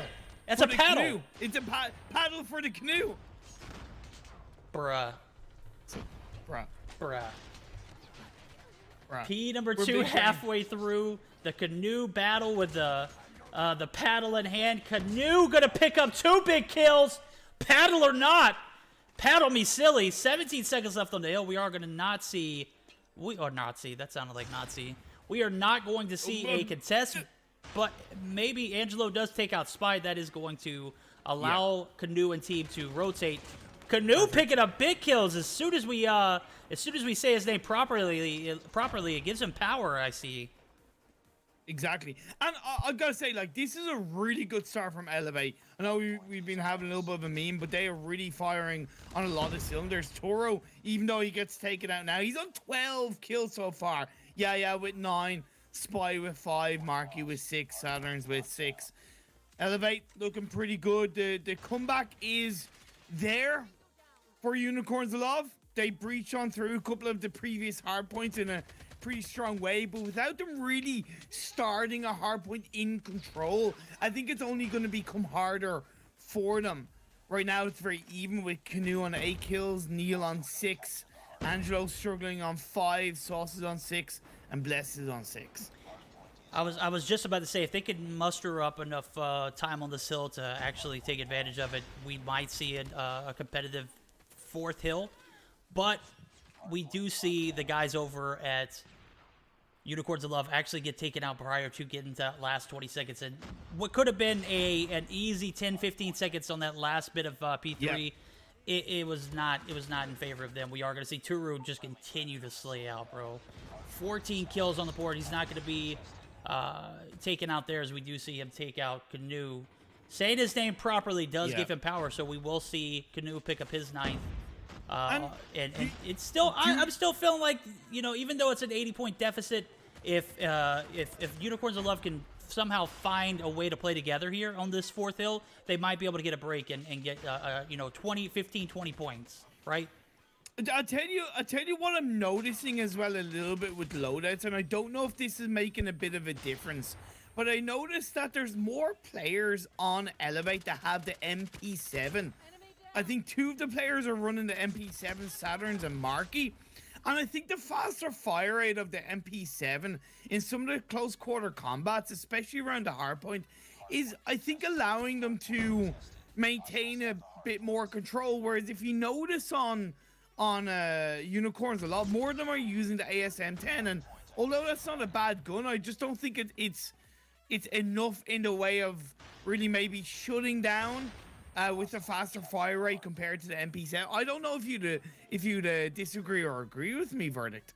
I have to agree with you. I feel like the MP7 is a more overall a more mobile gun, in which you're able to peek those corners and ADS properly, and even hip fire to an extent. Yeah. So I do see using an MP7 as an advantage. Now, with that being brought to attention, the SM-10 is just a powerhouse. Now you're gonna lose mobility when you're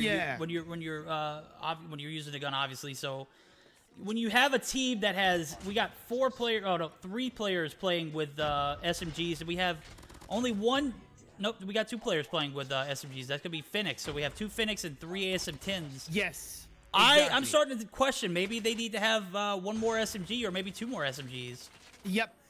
And I think part of it is because the meta of the switch with the hardpoint spawns, because you have more players on the actual hardpoint to defend and control it, right? It allows for that kind of MP7 to really be the driving force, because even though Hackney Yard is generally a little bit of a long range, or you have those kind of sweeping areas in the open, because you have more players in the hardpoint, a lot of the fights tend to be actually close quarter combat battles rather than a longer range battle that might normally happen or might have previously happened in Hackney Yard. So I think that's definitely part of the meta shifting on through. So you have to be able to adapt Unicorns Love. It's 214 to 50. This is Elevate definitely forcing their way through and not giving Unicorns Love any hope or any chance. Like they shouldn't. Elevate should be playing at their best and respecting what Unicorns of Love can do, but what they're unfortunately not doing in today's game 1.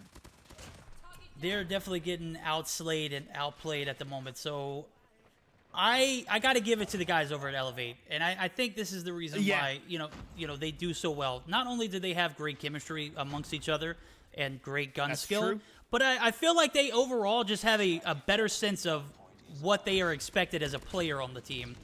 As you can see, we do have Churu rocking the ASM-10, right? And Spy playing with the ASM-10.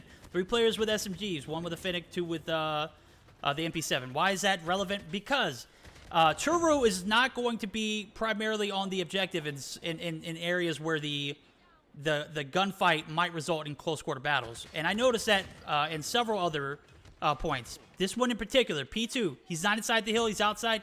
Granted, he found himself slaying a little bit. He does find himself in the hallway there, and he is going to peek out onto this this little staircase here.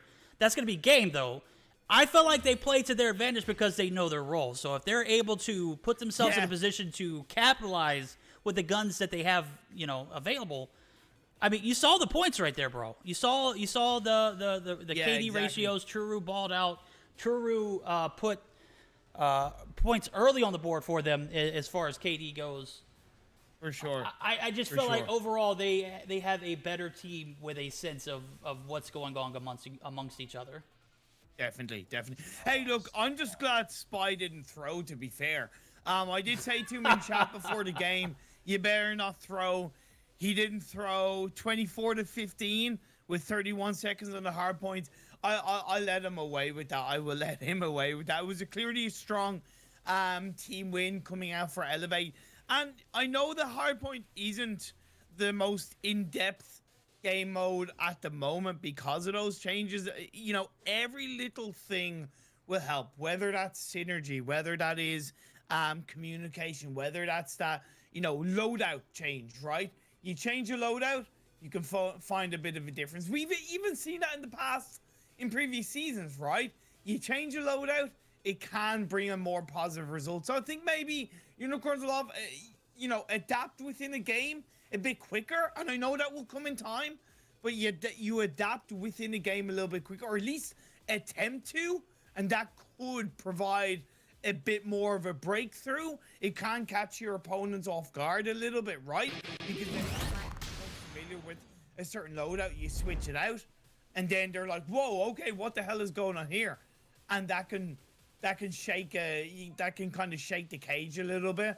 But other than that, Elevate are hard rock of a team, and they're a very, very tough cookie to crumble. I think you're absolutely right, and my guy Neil hit it head on in the interview when he said hard points that became less about transitions and more about winning your gunfights. Yes.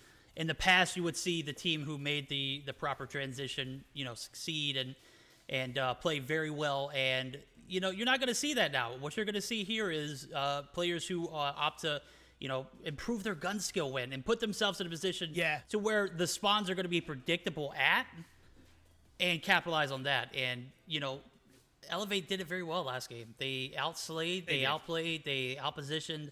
Just a matter of, you know, them being on top of their game. So Elevate, when they have 5 in the lobby, you see what the results are, bro. It's undeniable. They go up 1-0 in the series. We are going to see a second game on firing range. Ooh, boy, this is a great map to go into the second. I have to give my guy Neil a benefit of the doubt. He's going to be able to snipe this game. Can Elevate account for that? I was thinking that. You know. Yep. I swear to God, I was just thinking that. I was like, not so fast, my friend. Come on. But and that's the thing, right? They have to use Neil. They have to use Neil and his ability within that sniper. It's a great map to utilize that, right?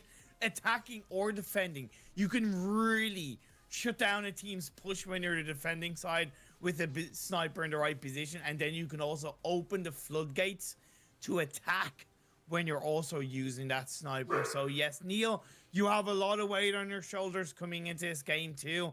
But based on the interview that we saw earlier on, I've no doubt that he has what it takes to really be the antithesis for Unicorns. A lot of evening things out and bringing us to game 3. I have to agree with you. If that was him nervous, bro, I can't wait to see him when he's super confident. I know. And I think this game is going to give, you know, him the ability to shine with that confidence. As you know, he was so cool, calm, and collective all throughout that interview. I would not have sensed he was, you know, nervous at all.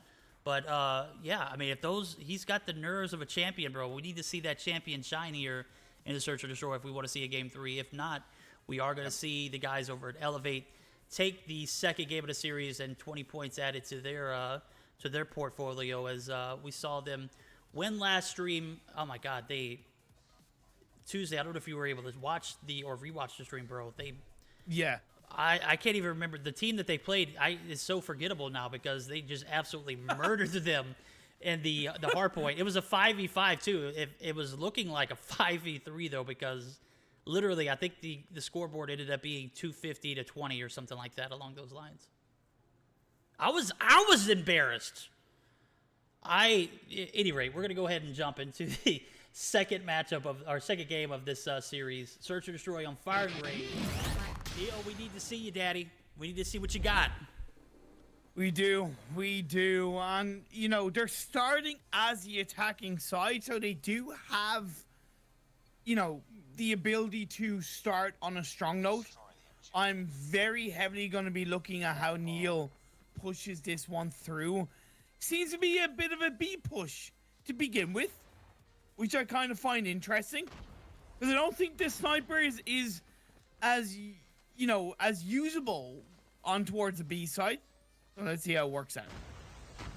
We are going to get Elevate rather is going to get the information. Spy with the perfect nade. Neil goes down. Canoe is down as well as Yaya takes down Neil, or Canoe rather. Spy's going to go down. Now it's going to be a 2v2 Saturns.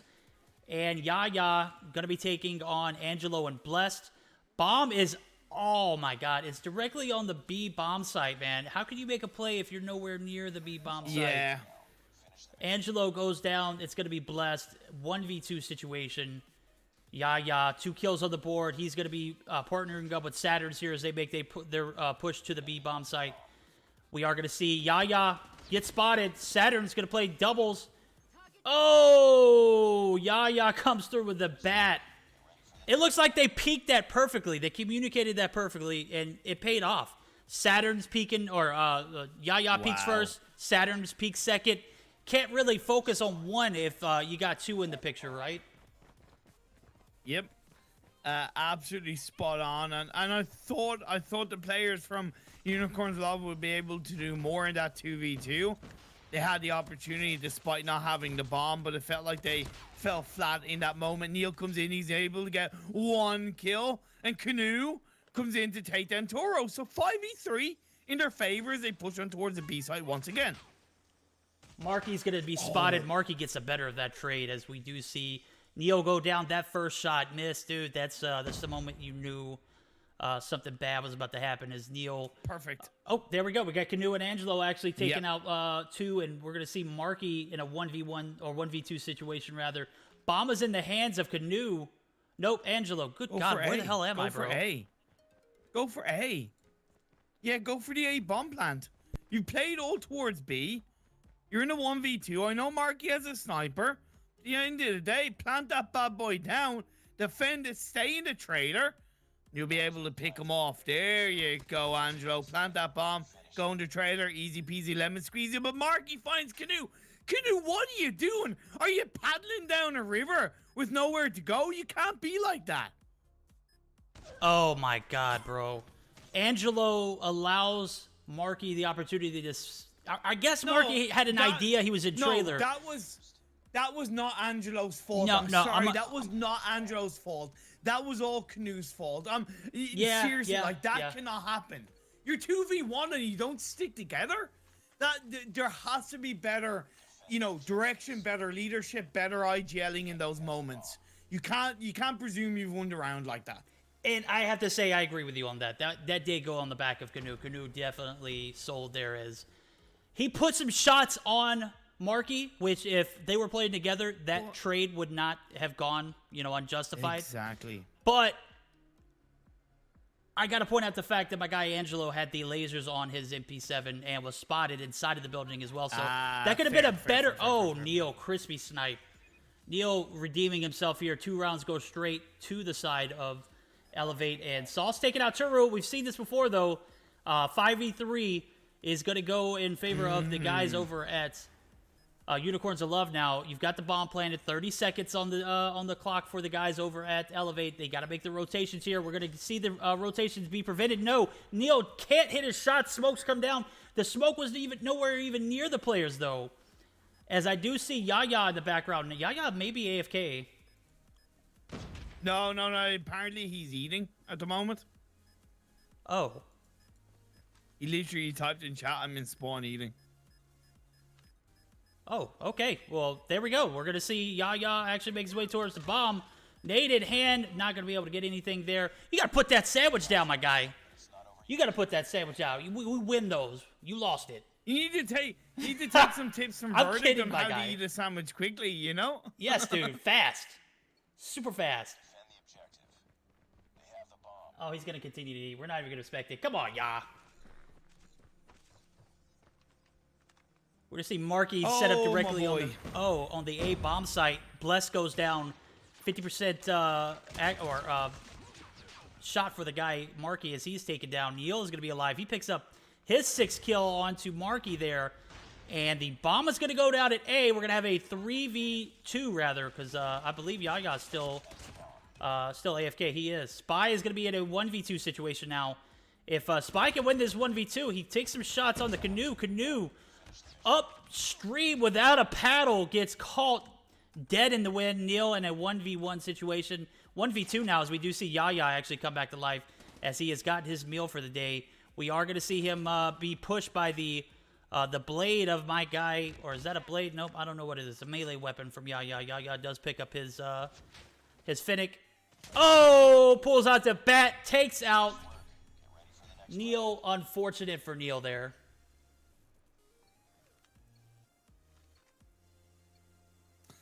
Oh man, and I just yeah. Yeah. Unicorns of Love's mistakes is that they've good ideas, but the execution is lacking massively, right? The player advantage, they get the player advantage, they lose it, right? Canoe in the wrong position away from the rest of the team dies. Little things like that, it is really the downfall of a team especially when you're up against a team like Elevate that I would argue are not taking this game as seriously as they might in others. And hey, although I'm not a massive fan of that, Unicorns of Love need to go, hey, if we're losing against a team that aren't fully respecting us, then you know, we need to do better. And the bomb is going to be defused round number 4 over to the side of Elevate. Elevate, regardless of the fact of taking this game seriously or not, they find themselves in a 4-1 situation here, as they only need 2 points to take a dub. And with Yaya eating, I think he's actually done, as I do see him moving out of spawn, thankfully. We will see a 5v5 ensue. Saturn's going to take out Canoe first. A rather unorthodox push. 2 mid, 3 directly onto the site.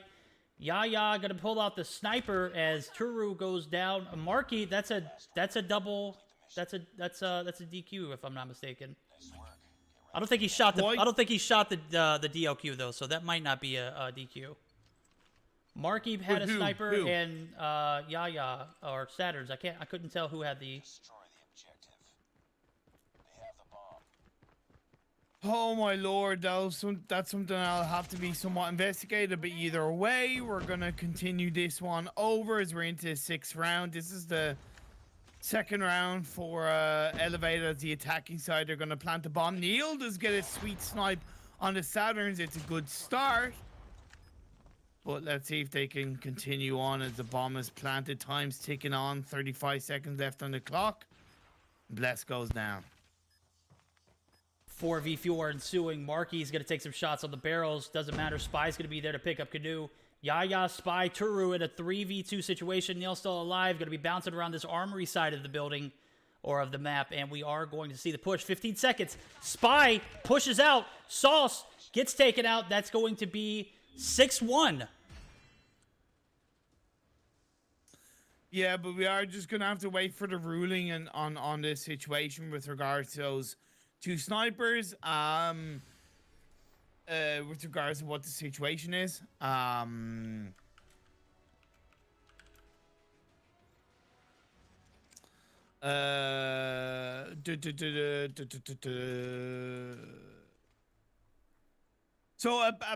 So apparently we need to know if he actually shot or not with regard to that. So it's something that might have to be dealt with after the game. I really don't know.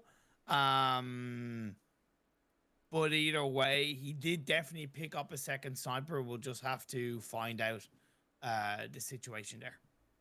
We'll get a further analysis of that later on. You know, I'm not a rule maker. I'm not a rule enforcer. I am here just merely seeing and letting everybody know what I see.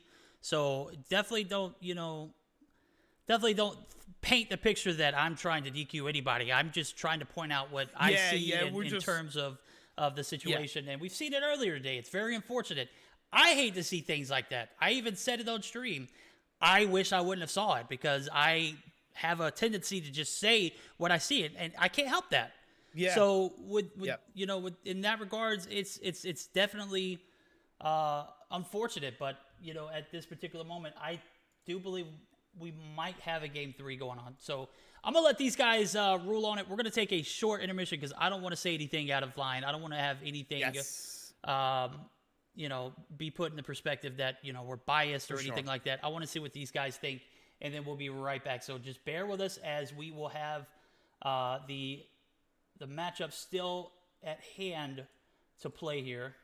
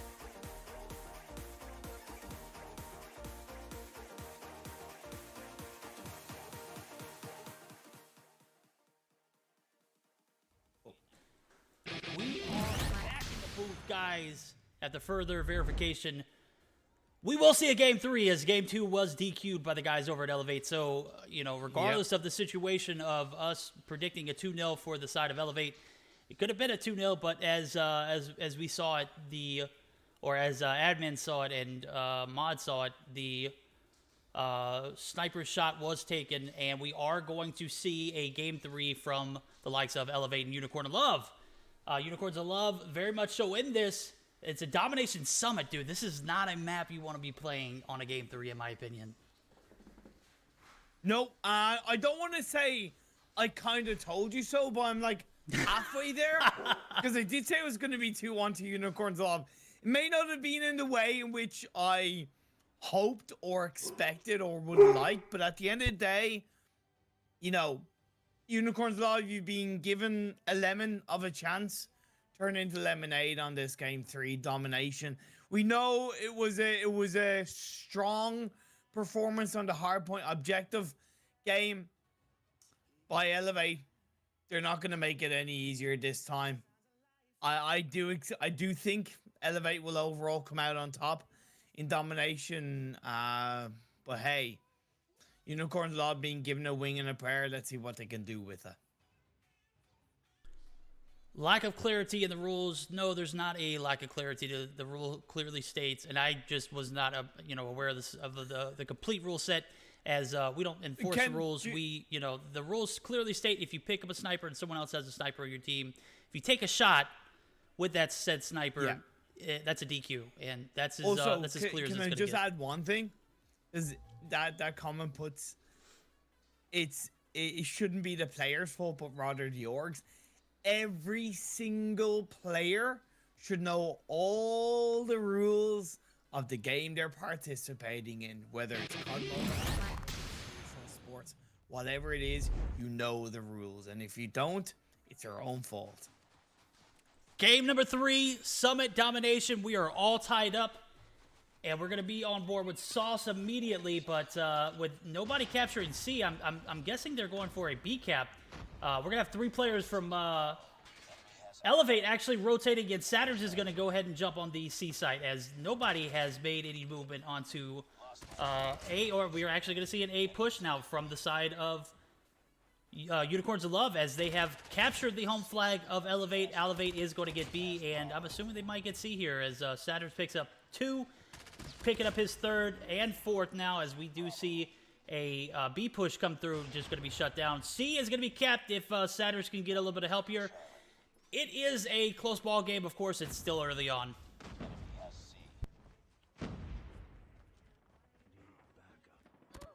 Let's see what's going down, baby. 11-2-7 with the double cap indeed. It's a kickoff coming through. Saturns with 5 kills so far, looking pretty good. Looking for his 6th as he's holding down towards the B side. He dips on through, making sure that he's not getting taken out. Survivability is very important in domination, because with it being such a short map, if you're in the game for longer, you're helping your team to control these points for a longer period of time, in my opinion, right? Whereas when you die, you have to wait to be respawned up. You have to really find your feet for a little bit again, and I think Saturns is doing a great job of not feeding his opponents. I have to agree there. A is going to be pushed. C is going to be traded. It looks as though that the guys over at Unicorns of Love are going to find some traction on A. But with that, being noted, I do see multiple Elevate players on the hill or on the site. A is going to be recapped almost instantly, and now the struggle to cap C is where we're going to find Neil and team over at Unicorns of Love. And I did see someone mention that or reference the rules being compared to Champs rules. I'm not saying that they should be compared or they shouldn't be compared. What I'm saying is, oh my God, Saturns, you lurking dog! Did he just sit in the corner, wait for those guys to set up shop at A and just lay onto them? He just brought the wood, my guy, as he is up to 13 kills. But again, going back to rules now. These rules that are in place were, again, made by the players. The players were the ones who decided that there should only be one sniper in Search and Destroy. The rules that were enforced are the rules that are being played out. Now, I am going to go on a limb and assume that with champs back in the picture, that rule set could be, you know, changed in future seasons. I don't see them making a change anytime soon. Also, verdict. How long ago was champs? Nearly a year ago. You can't compare champs to No, you to can't. any Not at all. tournament. You can't, because the game has changed within the meta. The game has changed, you know, in terms of gun OPness, so to speak, etc. So you can't compare at all. But either way, this game is going on. Still a double cap being held onto by the players of Elevate. 92-29 lead. Coming into the halfway mark, they'll have around a 70-point lead against Unicorns of Love. In the second half, though, let's see if Unicorns of Love can at least shine a brighter light and send a couple of rainbow horns the way of Elevate, melt the ice caps of this beautiful map. But they're really lacking on kills, right? They're really getting shut down in that regard. 6-3, 5-5-4. Nobody with double-digit kills. That's the biggest struggle that Unicorns of Love are finding right now.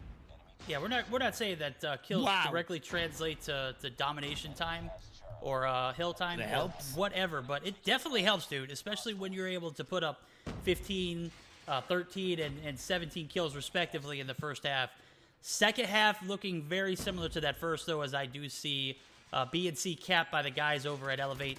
And regardless of what happened in that second game, they are just going to continue to shine on in this third one, as they have found themselves here in a position of a game 3 here. C and B still in their possession, and Saturn's going to be playing that creepy crawly type as he's putting the cluster right on the C side. A is the only thing they're going to need to hold. This game might be over before we're even able to see any kind of bounce back from the guys over at Unicorns of Love. Yeah, I just can't see Unicorns of Love coming back into this one, unfortunately. You know, like, man, motivation is definitely not going to be at the highest for the Unicorns of Love.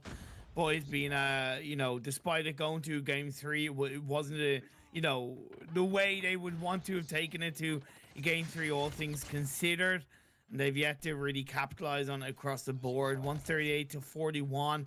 I don't know if they'll even make it to the 50 bomb mark, as it is still, for the most part, a triple cap being taken. Although C is now going to be captured by the boys over at Unicorns of Love. But I wonder how long are they going to be able to hold on to it for? I don't know, not for very long, as Elevate just looking like they belong in some kind of, you know, league of their own. These guys are absolutely slaying out, and I do see my guy Balance in the chat. Balance comes through, and I heard someone pick up a sniper, you know, just out of nowhere. Dude hasn't been in chat at all. Finds his way back in as soon as something that he can relate to happens.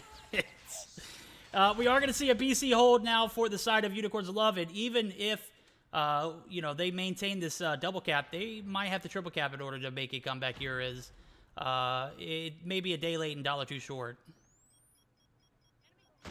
And you know, it's you know, I've echoed this already. I was gonna echo it again, and somebody mentioned it in chat. You know, like, Elevate are literally, you know, one of the best teams in the EU, and Unicorns of Love are essentially an underdog team, right? They're overall a newer team. That, you know, they've yet to really find their bones. They're getting support from a fantastic org.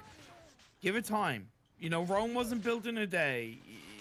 The most important thing is what they do with this loss, right?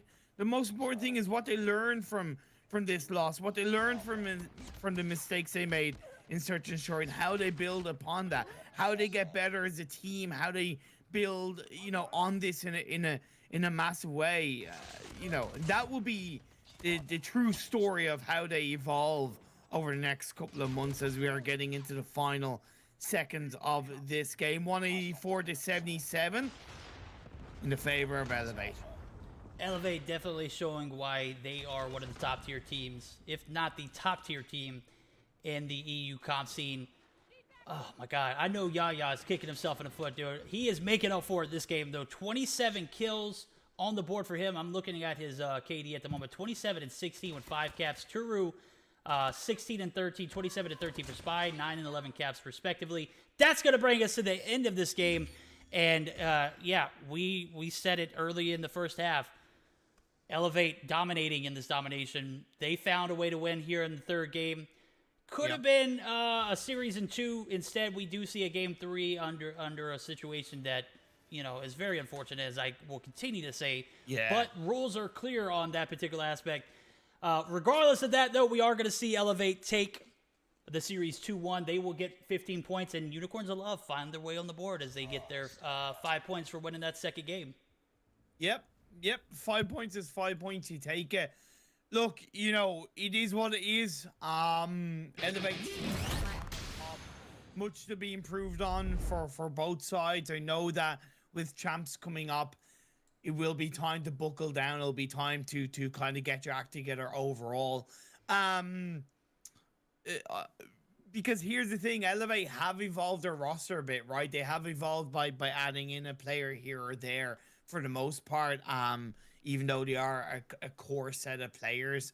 So I have no doubt that there's still more to come from them. When they go up against the better teams, we will see that shine a bit more heavily, right? Because I know sometimes when they're playing against, you know, lower skill players, you're maybe not trying as hard. You're not, you know, putting in all of the effort. You still have to put in effort to respect your opponents. But there is that element of, hey, you know, we're not going up against the best teams. We don't need to fully try hard. Let's relax a little bit. So, Elevate, much more to come from them. For Unicorns of Love, I'm still holding out hope for you. I'm still behind you. People should be behind you because at the end of the day, everybody starts somewhere. It's important that we all support the underdog teams and see how far we can take them together. That is going to bring us to our results for the day. We'll take a look. Couldn't have said it better, my guy. Imperium makes very, very valid points. You can't give up on a team like Unicorns of Love just yet. They are in the very beginning stage. Rome wasn't built in one day, my guy. You're so right. You know, we are going to see Stamina take their game series in 2, as they also had a situation with a sniper in that first game of the day. Aphelion takes the series in 2 over Ultima.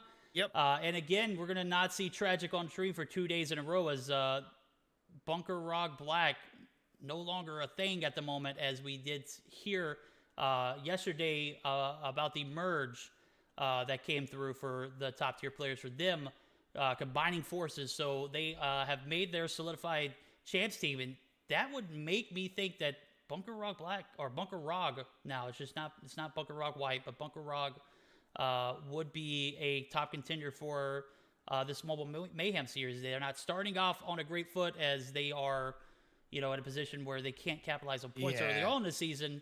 Tragik is, however, as they are heading 40 easy points, and we did see Elevate take the last best of 3, 2-1.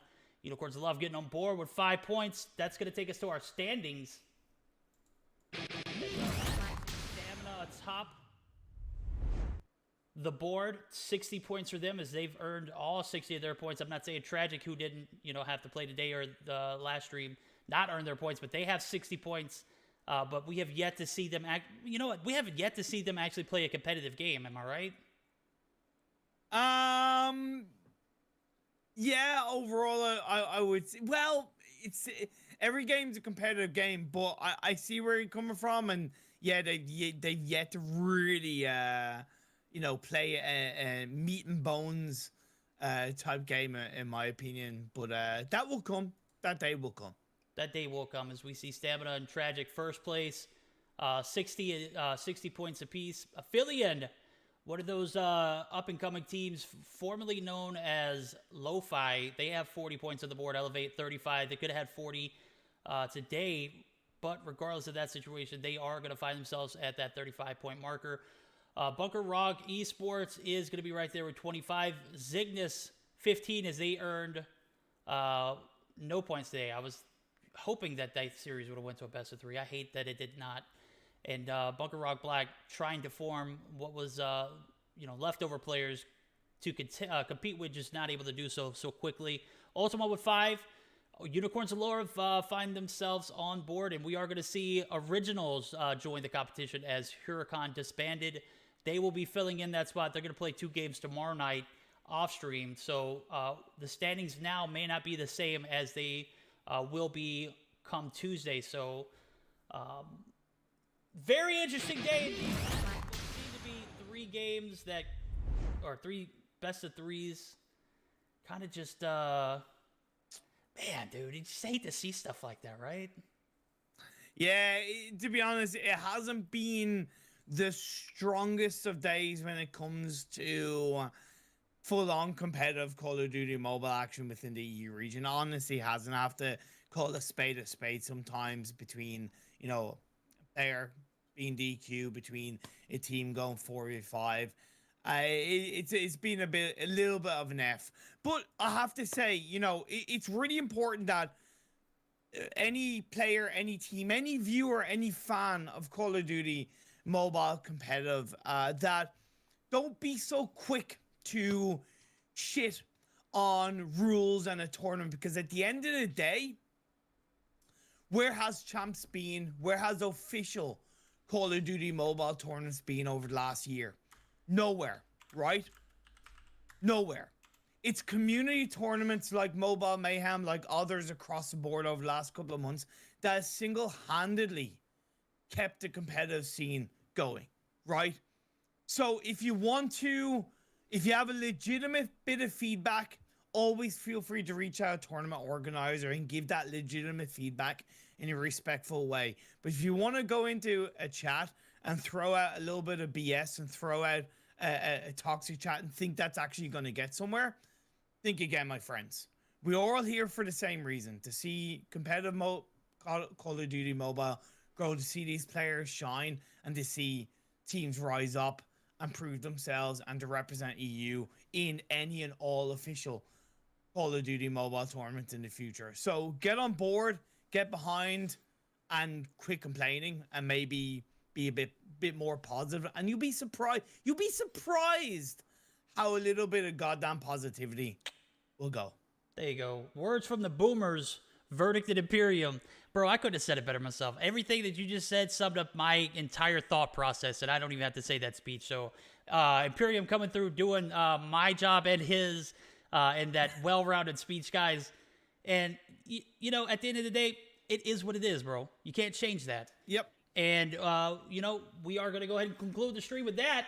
But don't go anywhere, my guys. We'll be back Tuesday, and we will be rating Wicked Sun. We're going to be rating Wicked Sun, and we'll be back Tuesday, guys. So we're signing off for now. GG's to all the teams today. We'll see you then. Much love.